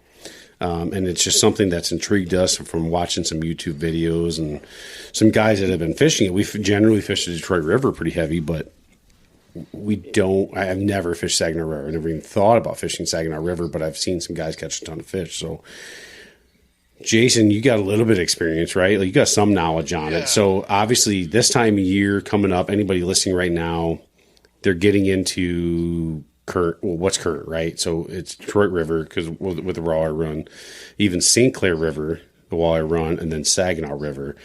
So, we had planned a trip, last week before, we had planned like coming up there. And I just shot you a text like, hey, what are you hearing about Detroit or Saginaw River? Planning on coming up there this weekend. And you're like, oh, the season's closed. And I'm like, yeah, huh? Because it's connected to the Great Lake. So I'm thinking it's part of the Great Lake watershed, which is open all year long. And you're like, no, it closes March 15th. And I'm like, shit. Like, again, if that's not a definition of terrible outdoorsman, I don't know what is. That we were planning a trip for a season that's not even open. So what do you know about Saginaw River? Sure. I mean, you wouldn't have had many people at the launch to contend with. You're not wrong. You're not wrong. Yeah. So Saginaw River, again, knowledge is somewhat limited just because of my newness up here. I've experienced a little bit. My workplace deals with Saginaw River, Saginaw Bay walleye. So the system is the differences, I guess I would first start off. Yeah, let's differentiate it from Detroit River to Saginaw because I bet, you know, Detroit River is so it's known nationwide, right? Like the National Walleye Tournament is down in Detroit River. I believe it's this weekend. So it's nationally known, like that run up the Detroit River and Trenton Channel and all that. Yeah. That's known nationally. So how is it different from that river to Saginaw River, whether it be speed, whether it be contour, whether it be maybe time of year? Like, what's the differences in it that you know of? Right. So the first... And like you said, it closes on March 15th is the last day you can fish, and then it opens the last Saturday in April. I guess that would be the biggest difference, right? Yeah, that's the biggest difference, right? You legally can't be there fish fishing it for them. Unless you're an idiot like me. Yeah. So then the other things that are different, the shipping channel up the Saginaw River doesn't go as far. So in the Detroit, obviously you have anywhere in the river you can fish from... right, 6, 8, 10 feet, all the way down to 30, 40 plus, right, in the shipping channel. In the Saginaw, the shipping channel ends, and then where I have been fishing the past couple of years is actually is 10, 12 feet and less. So the opener is just, there's the differences. Depth of water can be shallower, depending on where you are on the river. Number 2 is water clarity. The Saginaw River and that system is always dirty, Sometimes it's dirtier than others. So I've been fishing in 1 to 2 feet of visibility and catching walleye. And if you put me on the Detroit River with 1 foot of visibility, I'm not going to launch the boat personally. Yeah. Right. Just too dirty. So that's how the Saginaw River is pretty much all the time, or is it just spring with the runoff? Sure. So it's always dirtier than the Detroit River, and it's because of that watershed. It's got, it's coming off of ag fields and things, and so the whole watershed is a little bit different. The water coming to the Detroit River is essentially Lake Huron, right, down to the St. Clair River, into Lake St. Clair, and into the Detroit River. Now, you can look at the satellite photos and see sometimes the Canadian side gets a little bit dirtier because, again, they've got a little bit more ag on that side, but the Saginaw is just a little bit different system in that the water will never be clear. You'll never have 5, 6, 7 feet of visibility. And then the current is quite a bit slower. Because the Detroit River is like, 7 miles per hour or something? I don't know something what crazy. It is, but it's cooking, right? I mean, it's to a point where like you need to, and we'll get into that, but like a big part of Detroit River is like bow control, right? Like keeping so you need to run your trolling motor to keep your line vertical, where I'm assuming Saginaw River, like you don't need to do all that.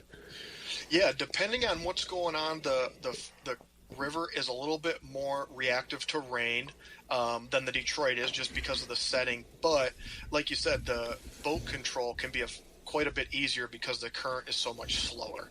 And then with the slower current, with a lot of that river being a fair bit shallower, we are using half-ounce jigs, a little bit of 5/8, and actually in some of the areas upstream where it's only 5 or 6 feet, I've actually anchored and cast quarter-ounce jigs, jig and a minnow, and it's a little bit different setup. Now, is that in this actual Saginaw River, or are you talking the Titty River? That's the Tit. That's the Tittabawassee. So the Tittabawassee is one of the main tributaries that lead into the Saginaw, and that whole system is relatively shallow, meaning less than 10, 12 feet.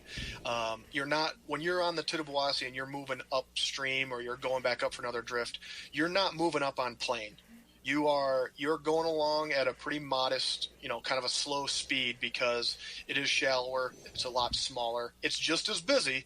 When we talk about similarities, it's not enough boat ramps, right? When it's hot and heavy, there's people everywhere. So those are some of the big differences. I've drove over the Zilwaukee and it's just boats everywhere. Yeah, yep, exactly. Just like the Detroit, right? When I came up here and people said, "Oh, you've never seen it," I said, "Well, I've never seen it on this system, but I've seen it on another one, and you can walk across it just like you guys are used to." So, but anyway, that'll be opening the last Saturday in April, which this year actually falls on. I'm looking at a calendar here. The last Saturday in April is actually April 30th. So it's the last day of April when you can start fishing that system, Saginaw River and those tributaries. Now, why is that different than Detroit River? Speaking to a biologist here, what's the difference that, because why are they protecting the spawn? What's the reasoning besides that? Sure. So, the regulations were in place, like you said, to protect the spawners when they're coming in and they're vulnerable. And the reason that it was in place is because of, the magnitude of the walleye population is a little bit different than the Lake Erie population. There's fewer fish, and they were protecting the spawners. Now, next year in 23, most of the Saginaw River up to a bridge, a boundary that's a bridge that's quite a ways upstream. Next year it will be open all year. And so that is going to provide folks an opportunity that the folks that don't have the means to necessarily go out on the bay June, July, August, out on the big water, right? Bank fishermen, smaller boats, they're going to have some more opportunity in the Saginaw River that they haven't been able to for several years. I don't know the history as far as when the closure started, but there's a closure for walleye, and so they're going to keep it on the other tributaries where all of the actual spawning grounds are. So that's still protected. That's still closed to walleye fishing. But So the main part of the river, though, next year will be open all year long? Correct. It'll be open all year long, just like the Detroit River. So, okay. But, yeah. That's interesting.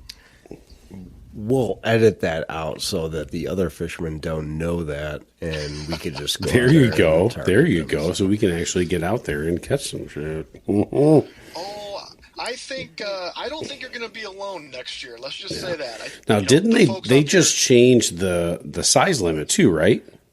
So that happened back in 2015. So in 2015, I thought they just made a change this year though, because it was 13. I thought they just changed it to 15. Or am I thinking St. Clair River? You're thinking St. Clair River. Okay, okay. Yeah, St. Clair they just increased from 13 to 15. Yeah. So didn't whole system. Okay, didn't they increase the decrease the bag limit too? Because you could keep like 8 or something. It's still right now. It is still 8 fish. So let's talk about Saginaw Bay, just because that's what's open at the time of our discussion. It's 8 fish with a 13-inch minimum, and there's also a boundary for that up the Saginaw River. So when it opens last Saturday in April, there's a cutoff that says downstream from this bridge, you're 8 and 13. Up in the Tittabawassee, the Shiawassee, the Flint, Cass, those other tribs, the regulations are 5 and 15. So a little bit different setup than it's it's funny, like the way they write these rules and regulations, like I get them. They're so hard to read. Like after talking to you about Saginaw being closed down, I went through and I read that book, the new regulations from cover to cover. And like I could not find anything that said the Saginaw River was closed from March 15th to the last Saturday in April. And because I'm assuming it's a Great Lake watershed, right? Because it's right there, but and then you got all these different regulations, like in the bay is one thing, and then Saginaw River is a different thing. It's just, oh man, is that confusing. What's interesting is when you brought that up, right? Because I've been involved with the conversations of when the regulation is going to change and things like that. And when you brought that up, your perspective of you read the book, and I thought, the way you were looking at it was not something that I had ever considered, right? You said, well, I group it in with it being a Great Lake connecting water. And it's because it flows into Saginaw Bay, flows out into Lake Huron. And I actually dove into the book and said, what could I provide to Ryan? Not to be like, haha, tricked you, but just say, hey, here is the language that categorizes the Saginaw River as inland. However, it's still confusing when you look in the book because it just seems like such a big watershed, such as the Saginaw River. Like they have, when you look at the rule book, there's a specific regulation for Detroit River, Saginaw River, St. Mary's River, like these big watersheds. And Saginaw River it's a big watershed, right? Like, I mean, that's huge. Yes. How do they not have that specifically lined out in the rule book of what's allowed and what's not? Like that's, sure. I just see so much room for error there. And you can complain to your higher ups in the DNR that how hard would it be to put a paragraph on Saginaw River? A big main river, and even I was thinking about after like that, like you got all those rivers on the west side, right? Manistee River and over by Ludington, all this stuff like. Yeah. But there's no special, like, are they part of the Great Lakes? Are they part of just the inland waterways? Like, it's just, for your average Joe, if I didn't have you, we would have been up there fishing, I'm not going to lie. Yeah. Thinking, man, there's nobody up here. This is sweet. I'm never fishing the Detroit River again because there's nobody up here until the CO rolls by and, we're going to take your license away. One thing, and we're certainly not going to comb through the rule book, but I had set this up to discuss it just briefly if you brought it up, and there is a portion in the rule book on page 7 that it's a paragraph that is titled Description of Inland Waters, and it does talk about those Great Lakes connecting waters, the St. Mary's River, St. Clair River, Detroit River, and it talks about them being a Great Lake connecting water in that they connect Lake Superior to Lake Huron or Lake Huron to Lake Erie. And so in there, it still takes, you wouldn't see, it does not explicitly state the Saginaw River, but it talks about what Right, because it's not a rivers Great do. Lake connecting water. Exactly. Right, which I do get. It's just like, Yep. It takes two conversations to figure it out, right? 2 conversations and 9 beers to figure out. Yeah, exactly. Yeah. So anyway, Yeah. but yeah. So talking obviously about the Saginaw River is a lot different than Detroit River in really every aspect between the season, water speed, water clarity. I mean, I've watched videos of guys jigging. I've watched videos of guys casting. Like, what do you do? Like, what do you do in Saginaw River? Are you jigging? So down in the Saginaw, I have fished the upstream portions of the Saginaw where some of these other tributaries come in, and it's shallower water. Like I said, that 10, 12 foot depth, jigging, on the trolling motor, just like you would expect in the Detroit.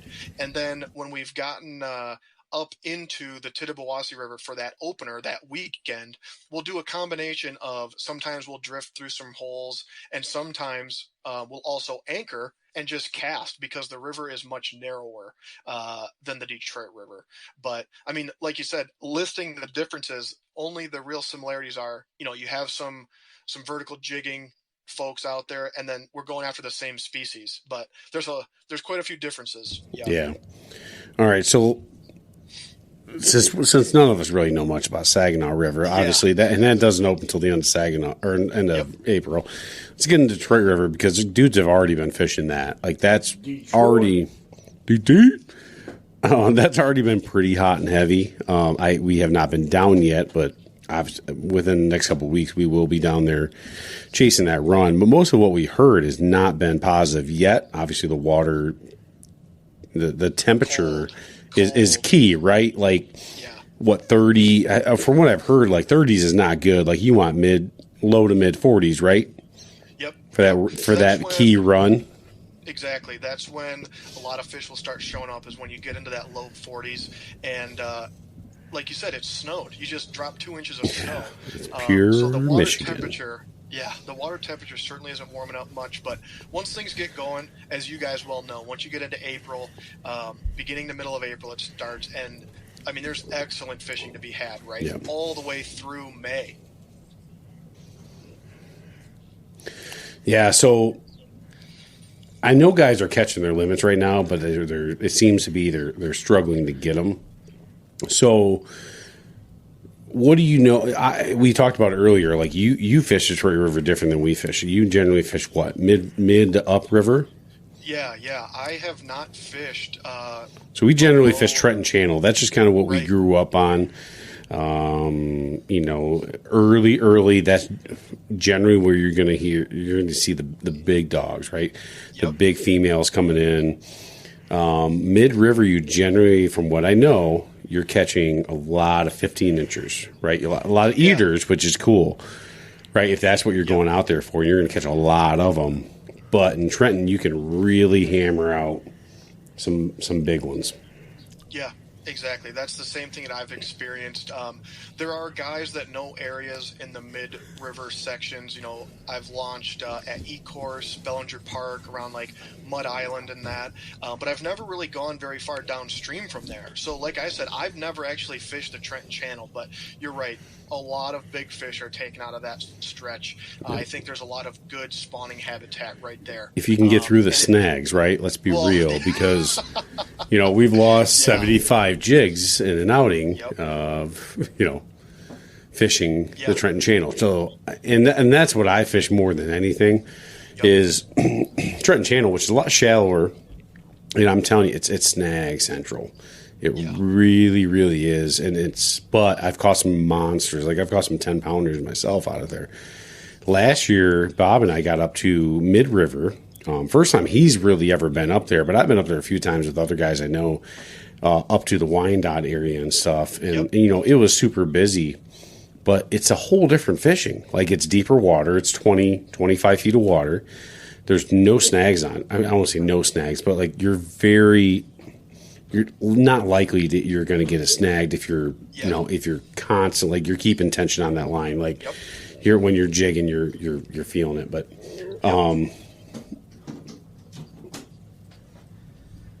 yeah, like you said, Trenton Channel, shallow, more big fish caught. and you guys you're losing a lot of jigs. Yeah. You can't put it on. What?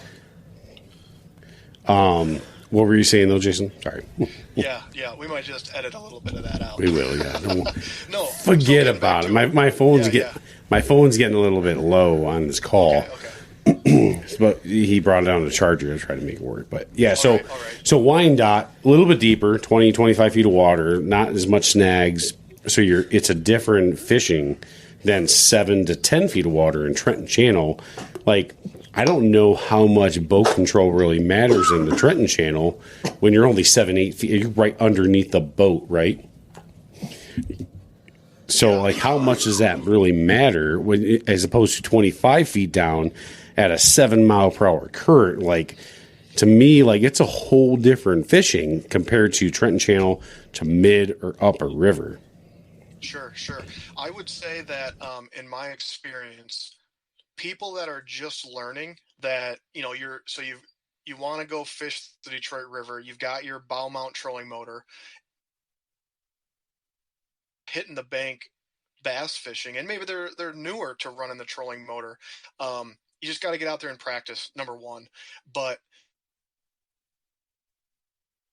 that mid-river up to I fished out of Alter Road, which is like right at Lake St. Clair, right out in front of that little canal, and it's there's not many snags, and so someone that's maybe newer to it, maybe they do try those middle or upper river areas just so they don't start running through jigs at $1 a pop before they kind of get the hang of things. Yeah, but and you got to use a 1-ounce jig too, because that current is so damn fast.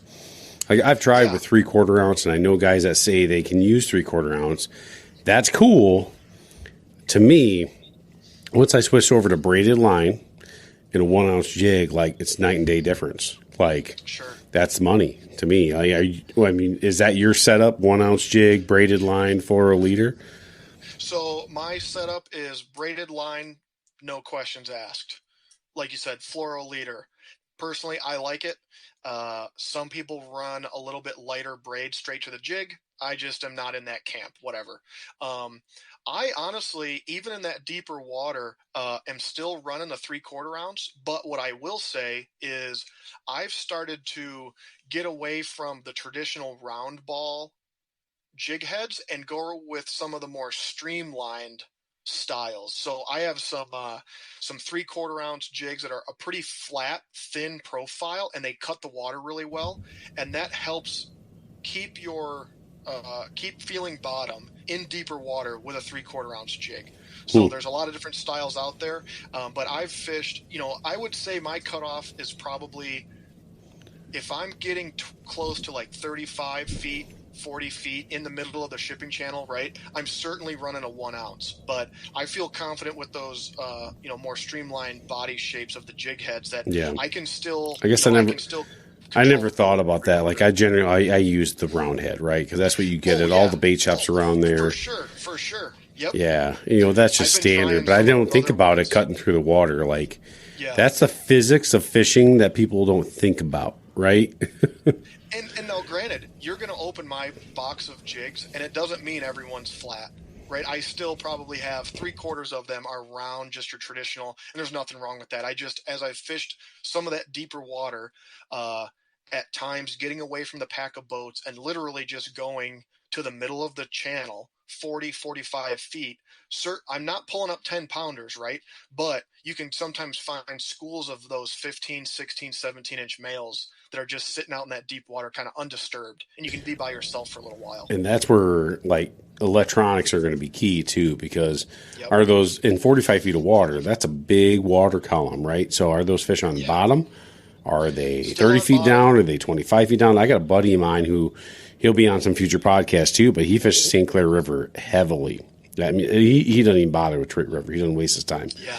He fishes St. Clair River heavy, and he'll fish in 60 feet of water. He will limit out every single day.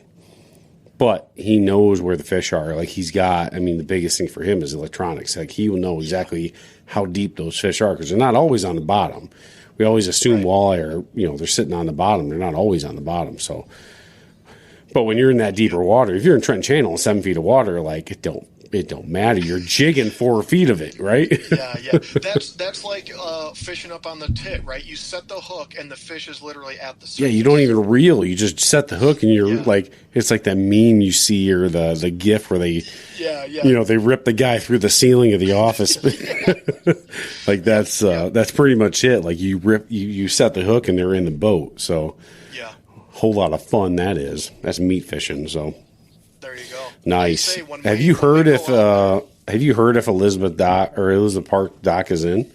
I know that's that's the main one right now, because I know not a lot of fish are going to be upriver, but right. The last I heard, I checked some forums and some Facebook stuff the other day. I can't remember if Elizabeth Park was open yet or not. I know that Lake Erie Metro Park is open, and that's where I think they're actually running that tournament out of. Yeah. In the upper stretches, I had mentioned that Alter Road. That's like a little back canal area, and somebody had just checked that. The water was a little bit low, but the ice was gone. Yeah, so I imagine a lot of the private or privately owned docks are probably going to be in. DNR tends to be a little slow with their docks. You can send that feedback up, DNR guy. They tend to be a little bit slow with getting their docks in. But I would imagine Elizabeth Park is going to be in. If it's not in now, it's got to be in soon. Yeah. I mean, granted, the ice just melted on the lakes, but the river's been melted for a while, right? Like, guys have been fishing that forever. I was watching the satellite photos there of St. Clair, and I mean, that thing broke apart and the ice was gone. Yeah. Like, click your fingers, right? See, the thing that gets me, the ice is gone, but, you still got ice that's flowing down that river at 7 miles per hour from St. Clair that still has a shit ton of ice. Now it may not, but, that's the thing that always gets me with super, super early fishing that Detroit River is, and I've watched videos of this where guys are jigging and they got this monster iceberg flying by them. I'm like, nope, I'm good. That's why. Call me a bitch. I don't care. I don't care. Number one, I'm just not as confident when the water is this cold. And number two, I don't need to be on the news, right, getting stuck. But if you are going to go out when it's that early, you don't be that guy. You always launch and go upstream, because if the ice lets loose, you can always get back to your you don't want to fight it upstream, right? Yeah, so you always which is why I've always liked either Erie Metro or Elizabeth Park, because even if I'm fishing mid-river or upriver, I can put in Elizabeth Park and it's a 10-15 minute boat ride up to Wyandotte area, right? You put in a Wyandotte and then you float all the way down river. You got to, maybe it's just me being a bitch. Wyandotte gets pretty congested too. So Wyandotte and Elizabeth Park, everything in between is very fishable. There's a lot of stuff in between, but nobody's fishing it. Everybody's fishing at Wyandotte. Everybody's fishing at Elizabeth Park. And when it's hot and heavy on the weekends, you guys know what it's like. It's impossible. It's a joke. There's not enough. They could make the entire U.S. shoreline of the Detroit River a parking lot, and it would still fill up. Yeah. Right? There's just not enough places. So It's unfortunate, but that's where the fish are. Yep. Well, hopefully, next week or two we can get down there and get some content and some stories to tell. Right. But I saw some guys today. They were fishing by the Belle Isle Bridge, so up in the upper reaches, and it was a blizzard. So you're not missing out on anything. They weren't catching fish. They weren't catching fish. It was snowing, and they didn't look like they were having fun. That's crazy. It's always fun to an extent. I've been out there in the blizzard. I've had 2 inches of snow on my boat. Yeah. And but to a certain extent, you're gonna have some fun doing it. So get out there, make it happen. So what I'd like to go into next is going to be. I mean, we've already talked a little bit. We've talked a lot about Saginaw. We've talked a lot about Detroit. And obviously, there's some major differences in between those two bodies of water and how you're going to fish them. Generally speaking, you're going to match your jig head size, whether that be 1 ounce or below. Generally, you're not going to fish any kind of jig head over an ounce. But everything is going to be 1 ounce and lower, and it's really based on your water. So making sure that your you're matching your water current and you're matching your jig heads, your jig head size to that water speed is key when you're fishing Detroit River or Saginaw River, and making sure that you are obviously, making sure that you're trying to keep as vertical as possible. And when we talk about vertical, like that's a thing like that. Like it took me like a couple of years to understand that. Like as a boat owner, as a fisherman, as somebody kind of novice to the Detroit River area, I was like, what the hell do they mean by staying vertical? What do you got on that, Jay?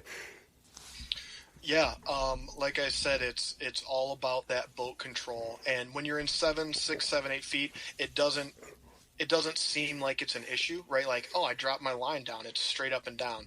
When you start to get in deeper water, the boat on the surface, and it's a little bit of wind direction too. So if the wind is blowing you downstream, if the wind is blowing, up against the current, essentially you are trying to position your boat so your line is straight down to your jig head. That gives it the most natural presentation, and it takes a little bit of practice on the trolling motor to get confident to be able to, not every day is flat, calm, no wind, and so when you're trying to deal with wind, you're trying to, keep that boat straight over top of your jig. And the best advice to give someone is use your trolling motor to follow your line, chase your line. And it might not make sense sitting here listening, but when you get out there on the boat, you drop your jig down. If you're in deeper water, just chase your line and use your different speed settings, whether it's constantly on or, kind of momentary on when you engage it. Line control is key for, number one, getting that natural presentation vertically, but also, like you had mentioned earlier, Ryan, if you're not, keeping contact with the bottom, keeping your line vertical, and you're dragging along on the bottom, you're going to snag, unfortunately. So right. It takes a little bit of practice. Right. And one of the things that we did last year to kind of help with that, with keeping that line vertical and being able to chase a line, is we switched from, like, we're big, to shamelessly plug here again, we're big Power Pro fans. So we use a lot of Power Pro braided line.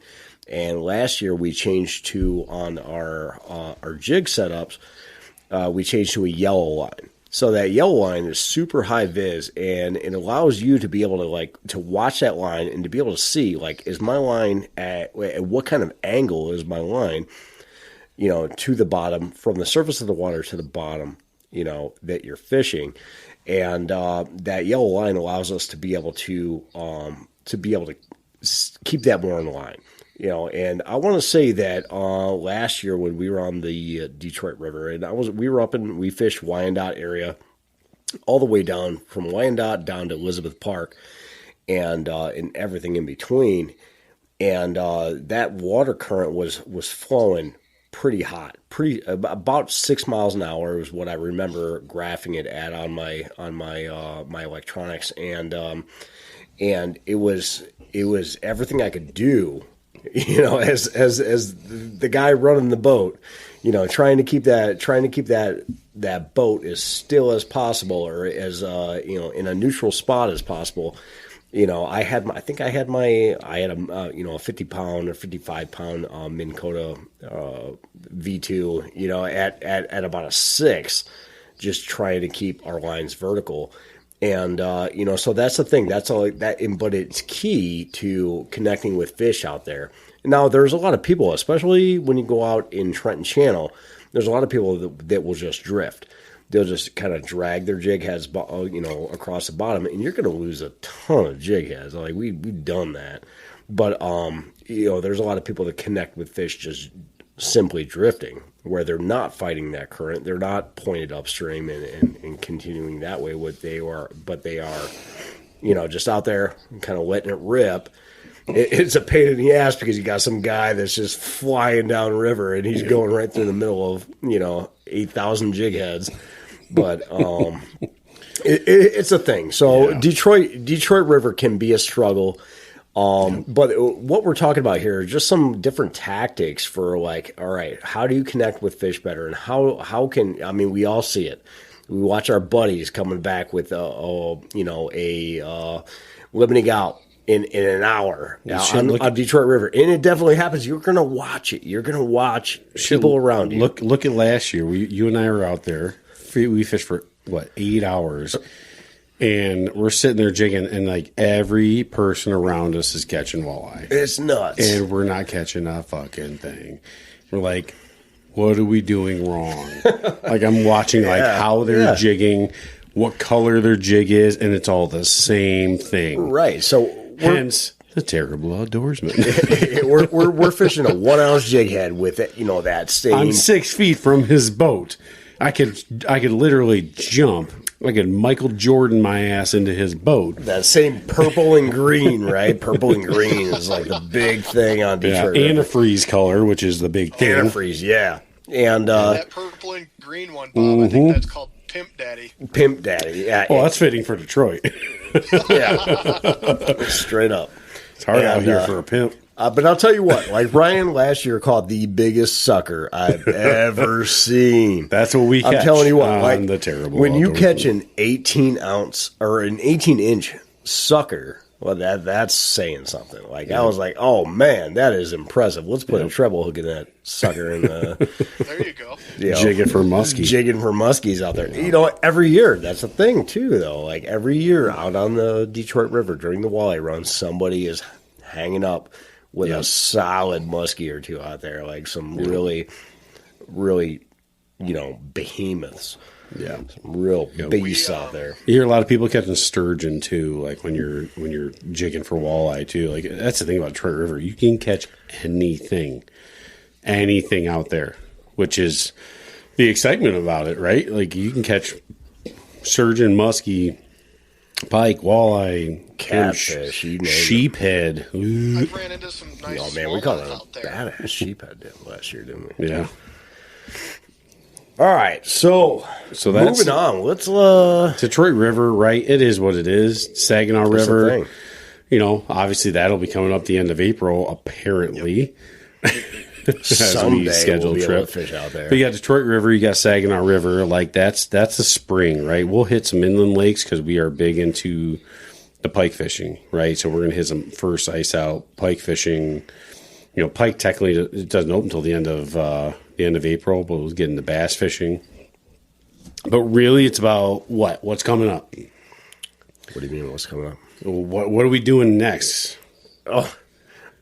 Fishing. Like if you can get me out on the water, I'm gonna go. So it's obviously the rivers. The rivers are the first things that are going to open because they're the Great Lakes watersheds, and they're going to be open before anything else. They're open year round, or most of them are open year round. So we're going to want to get out there and chase after some of them wallies, and then after that. We generally don't like to target muskie until a little bit later in the year, obviously, because you don't really muskie are going to spawn after pike, so pike will be the first thing. So we're going to be hitting our major. Technically, in Michigan, muskie's open all year long, which I don't seem to understand. Right. It's catch and release is open all year long. But pike is closed for catch and release. And it's just one of those things like maybe our biologist can explain. Riddle me this. What the hell? I get muskie spawn later, but why is muskie open all year long for catch and release, but pike is not open for catch and release? Crop it out. I don't know. Crop it out, yeah. Well, you know what? This whole thing because I can't answer that. I think it's honestly... Go ahead. No, I think that's it right there. Like is there a reason for it? Like I'm assuming it's got to be spawning, right? Protecting the spawn, but why is pike closed down for catch and release? Because the only thing technically in Michigan you can catch and release, like right now, not talking Great Lakes, everything's open. Right. You can fish for everything Great Lakes. I'm talking inland lakes. You can't target pike. Per the regulations, right? You can target bass, though. You can't target pike, but you can target walleye and you can target muskie. But for some, I'm sorry, you cannot target pike and walleye. But you can target muskie. When muskie, that's just, man, the regulations are so hard to understand. And I honestly think it's because the harvest limit for muskie is 1 per year. So right. if you could catch and keep pike, 2 a day like you can pike. Exactly. That is why I think it is set up like that, is because the harvest regulation. But even catch and release though, like you think catch and release would be open on inland lakes, but it's open on Great Lakes. It's just whatever. That's Michigan. That's just a DNR. I've heard of stupid shit from all other states that have weird regulations that, there's biologists who study this stuff, that there's a reason, right? Like they don't just do it just to do it. Like you study walleye habits, but there's somebody that's probably studying pike habits and muskie habits that's making that decision. Like, you know what, this is what we need to do. But there's always, there's biological and social considerations with regulations, right? And I think, like you said, with northern pike, you can't target them until that last Saturday in April on lower. I mean, let's be real with pike though. Like you can catch them with a turd lure. Like you can catch them with a ham sandwich. That's just how pike are. So maybe that's what it is. Like I don't need to be targeting pike. I can throw a spinnerbait for bass, and I'm probably going to catch more pike than I am bass, right? So, Detroit River, that'll be soon. Hopefully we'll have some content for that coming up, and hopefully some good stories and good pictures and good video. So prep. Let's talk about prep. Obviously, I haven't even gotten my boat out from the shelter, and that's going to be soon. But goddamn, Michigan doesn't want to, get above 30 degrees when I have a day off. So what, talking about, obviously there's a couple different sections of prep. You got boat prep, you got tackle prep, you got to prep your reels and rods. Boat prep. What are you doing, Jason, for your boat? You got 2 boats, right? You got the one down here and then one up there. Oh, yeah, we've got a little bit of a fleet over at the Gosto. Right? I was going to say, and you probably got a boat up at the cabin, right? So, to make a joke out of it, if you want to start from the bottom to the top, so my mom has a paddle boat at the cabin. My brother has a canoe. My fiance has a kayak. We've got the little red 14-footer at the cabin. We've got the 18-foot aluminum that we use for jigging the Detroit River. And then, like I said, we bought that used 1991 Lund. So, a little bit of prep, like you said. So what are you prepping? What are you doing? So the big thing is getting all of that stuff winterized, right? Going into winter. So last fall, getting that all taken care of so it's ready to go. There's discussions back and forth on what to do with your batteries. I'd be interested to hear what you guys do. We have a couple of batteries that we have on a trickle charger, because that 14-footer we actually use for some winter steelhead fishing and things like that. So we'll have that thing hooked up to a trickle charger that just keeps it up. The other batteries, we've stored them in the basement on blocks of 2x4s. Other times we've just kept them in the boat. I haven't done it enough times to know one way is right and one way is different. So I know you guys have more first-hand experience with your own boats, right? I'm just kind of the other income going into our fishing passion. All of this stuff is dad's, right? Right. But like you said, so all your boats are outboards, right? The Lund is actually an inboard outboard, but the other ones with motors, we've got outboards. Yeah. Okay. See, my boat's an inboard outboard, so when I winterize it's what's that? Yeah, what motor is in that boat? Actually, I was going to ask you. I forgot. So it's actually the 30. Is it 302? I think it's a 302. It's a 4-cylinder GM engine in it. So the particular boat I've got, I don't want to say hand me down. My uncle passed away, and I inherited it from him, and I've completely gutted it and fixed it up. And so it's an inboard outboard ski boat that I've converted into a 100% fishing boat. So when I winterize my boat, I've got to completely drain the block. I've got to pour antifreeze down it. It's like a car engine, basically. That a little different than an outboard engine when I winterize mine. But as far as batteries go, me personally, because of how I've got to winterize my boat, like once I'm done until I'm pulling it out for the year, because it's just, that's just how it is. So like I pull my batteries out, I keep them in my basement. I make sure they're fully charged before I store them in the basement, and I keep them in my basement until the springtime when I rolled out. Sure. Bob's a little different because of he's got a garage and he can plug his in. He just plugs his in all the time, right? Right. Yeah, right. As far as like a standard outboard, like your standard outboard winterizing procedures, you're going to make sure that you're going to change your lower gear lube prior to the season, or prior to the winter, so that you're emptying out the old gear lube and any water that, if you do have some kind of leak in any seal, and there's a ton of them in there, you're going to make sure that you're going to drain out all that lower gear lube and obviously put in some new gear lube. After that, it's I definitely fog the cylinders to make sure that I'm keeping. I have a 4-stroke. A 4-stroke Merc, where I'm going to make sure that I'm fogging the cylinders and I'm keeping those lubricated throughout the season that it's sitting. And then I definitely put some additive to the gasoline. That'd be the big. That'd be the big thing is getting some stable in there for the winter. Otherwise, that gas is just going to go bad. Like I've run my boat, and my boat's an '89. It's old, right? And it'll still run, but like the better you can, stabilize that gas, it's just going to, prolong before you have issues with your boat, right? Yeah. And none of us have brand new boats. I guess Bob's got a brand new boat, but even still, like you want to do the same thing. Like you leave your boat with 6-7 gallons of gas. Like you got to put some stable in there. Otherwise, that gas, it's going to go bad.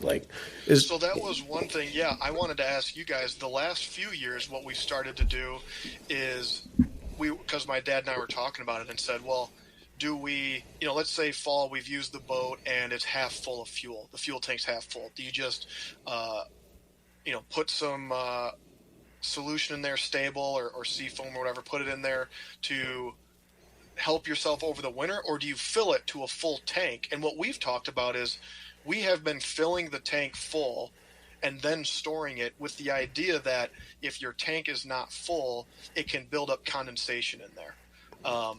That's just kind of been our mentality, but I wondered what you guys. I don't hate the idea. I don't. Yeah. We're not chemists or anything like that, so I guess we don't really know how much condensation is going to build inside your tank during that that period of time that you're storing it. Generally speaking, I'll put stable in there based on the amount of gallons that I have left in the tank, and I'll put that amount of stable in and make sure that. And I normally put stable in my gas anytime I'm filling up, just because the ratio of ethanol within your tank is going to eat away at certain marine parts anyway. I just make sure that I've got some stable in there.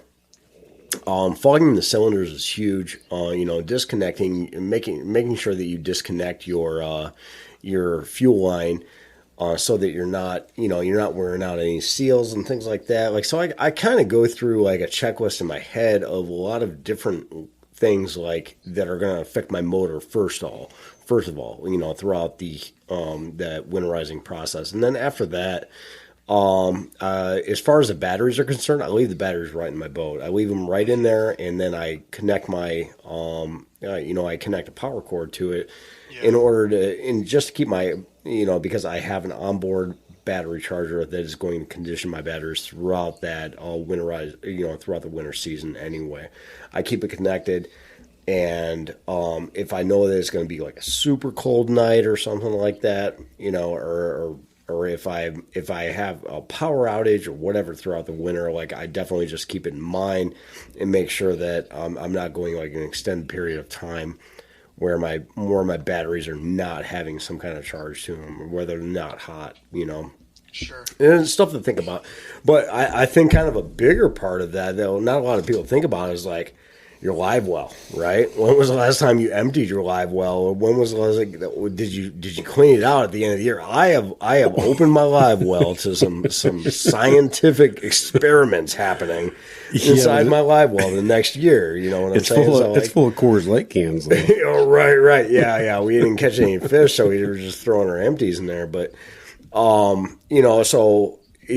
have definitely come out, opened my boat up in the spring and then and had to like look inside. The first thing I look at is the live well, and I'm like, oh shit, I forgot to empty the live well. So that's another thing to think about. Just make sure that like everything. I like if you were to look at my boat right now, all my storage compartments are open. So I've propped them open. I've taken like a life jacket or whatever and kind of propped them open so that I'm getting air inside there to kind of dry it out. Just because over time, like just leaving those compartments closed is gonna, build moisture and different things in there. You're gonna open up your compartments and you're gonna find your life jackets are all, covered in mold or whatever. Big old bucket of yuck. Right, yeah. So it's just thinking. It's just a lot of forward thinking when it comes to like winterizing your boat, and then when you go to de-winterize it, like you're checking everything. You're making sure that and part of that winterizing, like you want to prep to go out to Detroit River, to go out to any river, wherever you're at in this country, and you want to go out and do some fishing. Hook up your electronics, hook everything up. Get everything hooked up in your garage or in your barn or wherever you got your storage at, and make sure that everything is working properly. Last place you want to do that is on the water. Yeah. A lot of people do it. We see it every single year. Every year. I watch people at the launch, and I'm like, first time they're ever starting. They're starting their boat for the year. They're doing it at the boat launch. Yeah, they're trying to start it on the launch. As if muffs did not exist and they didn't own a garden hose. Right. Oh man! So it's there's a lot of prep to it. You got to make sure that a lot of you got to make prior preparation prevents piss poor performance. Yeah. One good piece of advice is don't start your motor the first time of the year at the launch. No. It's just I watch it every year. Such a bad. I mean, but you see it every year at a launch. You see the guys like putting in his ski boat, and he's never started it before. Oh man! It's like. I want to Come on, bro. Can I do a podcast by myself about how to back a boat into the launch? That is a podcast in itself, like training. How to back a trailer up? Oh my man. God! But yeah, let's go. You guys should put on a workshop. Yeah, no shit. Have people show up, and you can put a little obstacle course out there with go. some traffic cones. But yeah, kind of going back to the stable, like my boat in particular, I've been running Seafoam. Every tank of gas.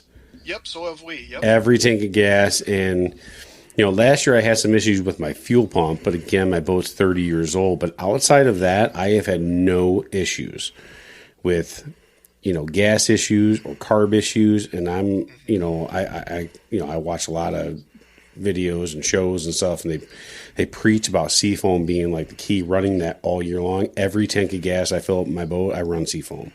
Every single time. So on top of that, and then running stable in the winter, like I think those are key. The battery thing, like if you can store it where you can plug your boat in all the time and trickle charge it, I think that's cool. I don't have that necessarily.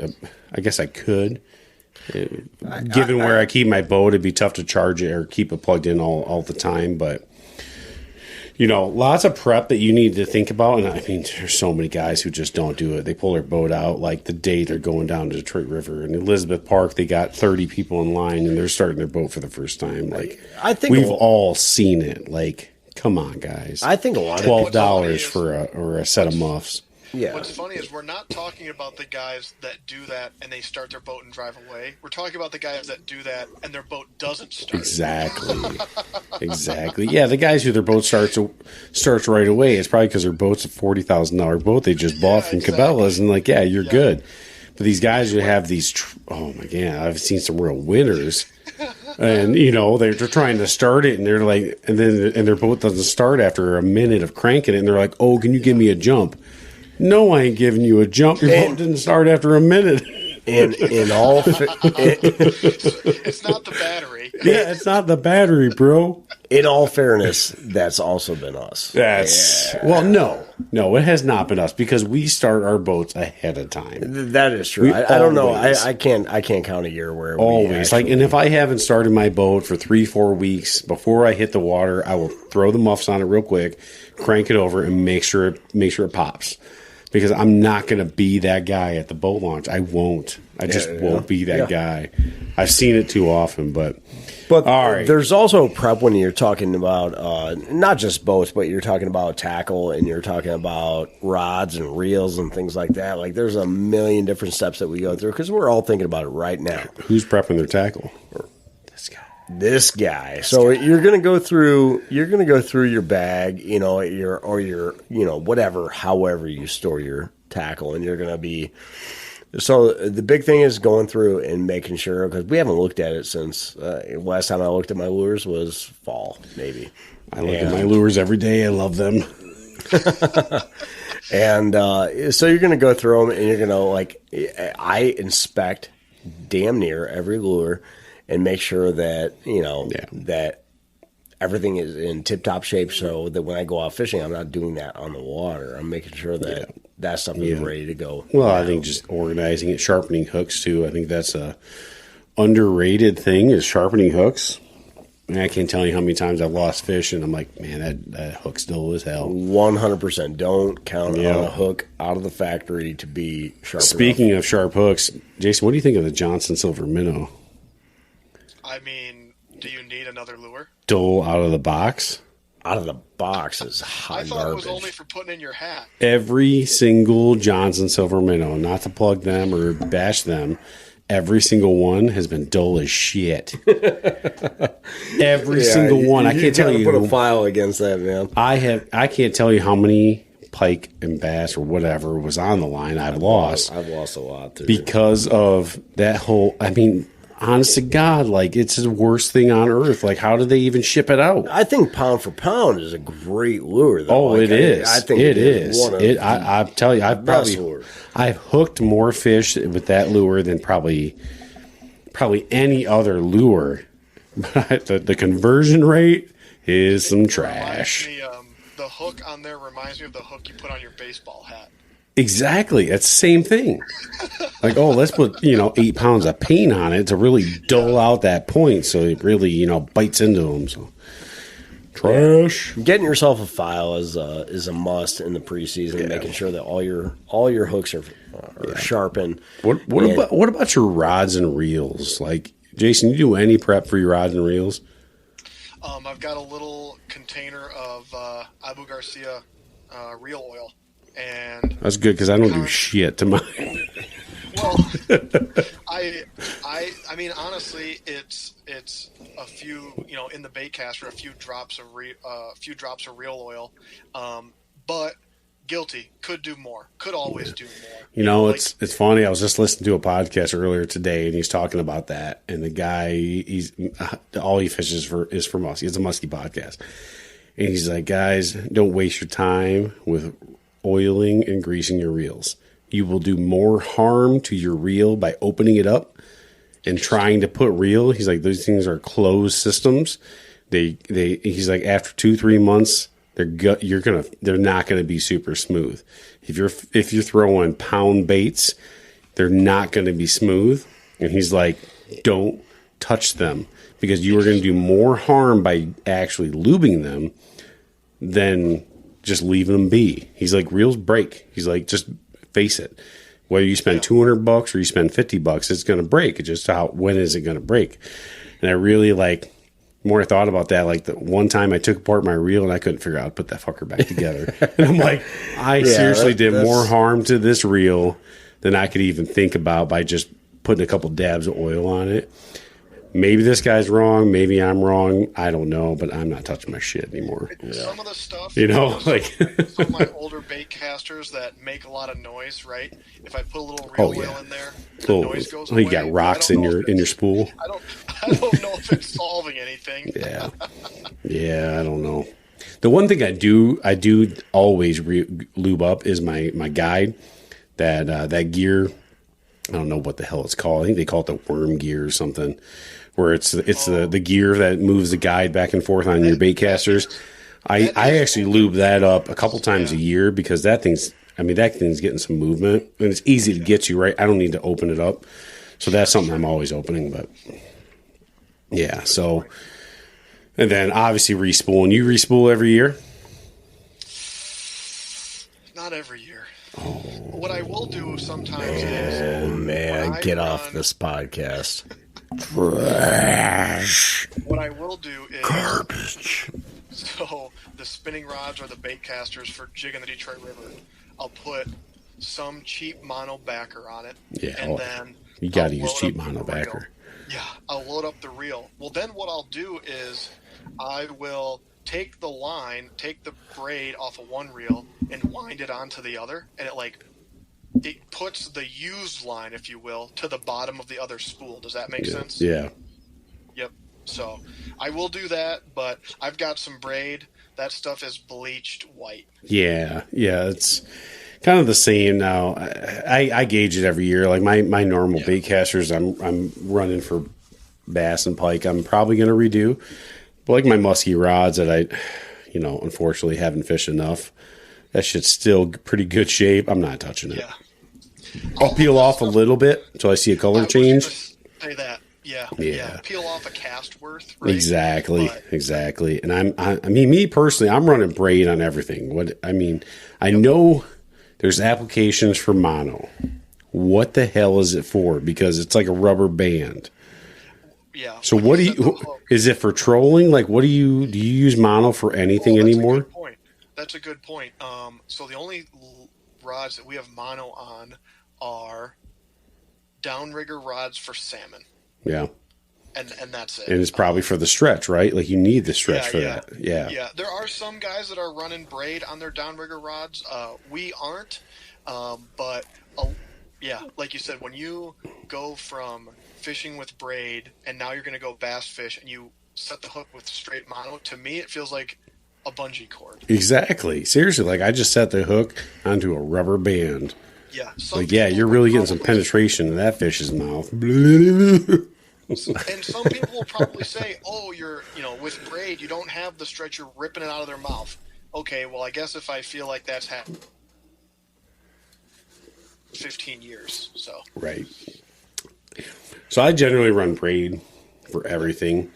Even, especially my, I've got some Senko rods and more finesse stuff for bass. I'm running braid with a good solid fluoro leader. Yeah. My pike stuff, I'm running braid with a steel leader, pike, or, obviously musky, you're running braid. I don't really run mono or fluoro for anything. I know a lot of guys use fluoro, straight fluoro on a bait caster. Never done it. I think you do it, right? You've done it. That anymore. I've done it. Yeah, I have done it, and I guess I just got away from it because I enjoyed the feel from braid. Now I think fluoro doesn't stretch as much as mono, but typically fluorocarbon's my leader. Yeah. Right? Oh for yeah. For sure. For sure. That's the way to go. I like a braid. I just like the way braid works, and everybody with bait casters are like, oh my god, you get a bait cast, you're done. Well, just don't get a fucking bait, or don't get a backlash. But yeah. So obviously we're in prep time this year. We got Detroit River coming up soon.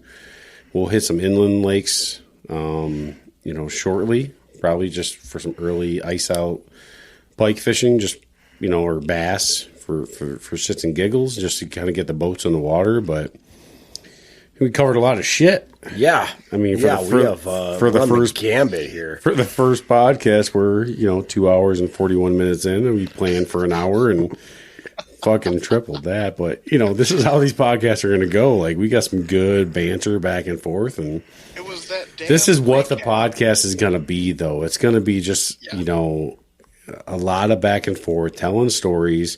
Personal experiences, good, bad, the ugly. Like we're gonna tell it how it is. I fucking suck as a hunter, straightforward. It is what it is. He does suck. I'm not gonna hide that. I suck. I both you got deer hanging on your walls. I ain't got shit. I got some Well, We all have. I shot an 8-point, and it's like, I think it probably measures at about 45 inches.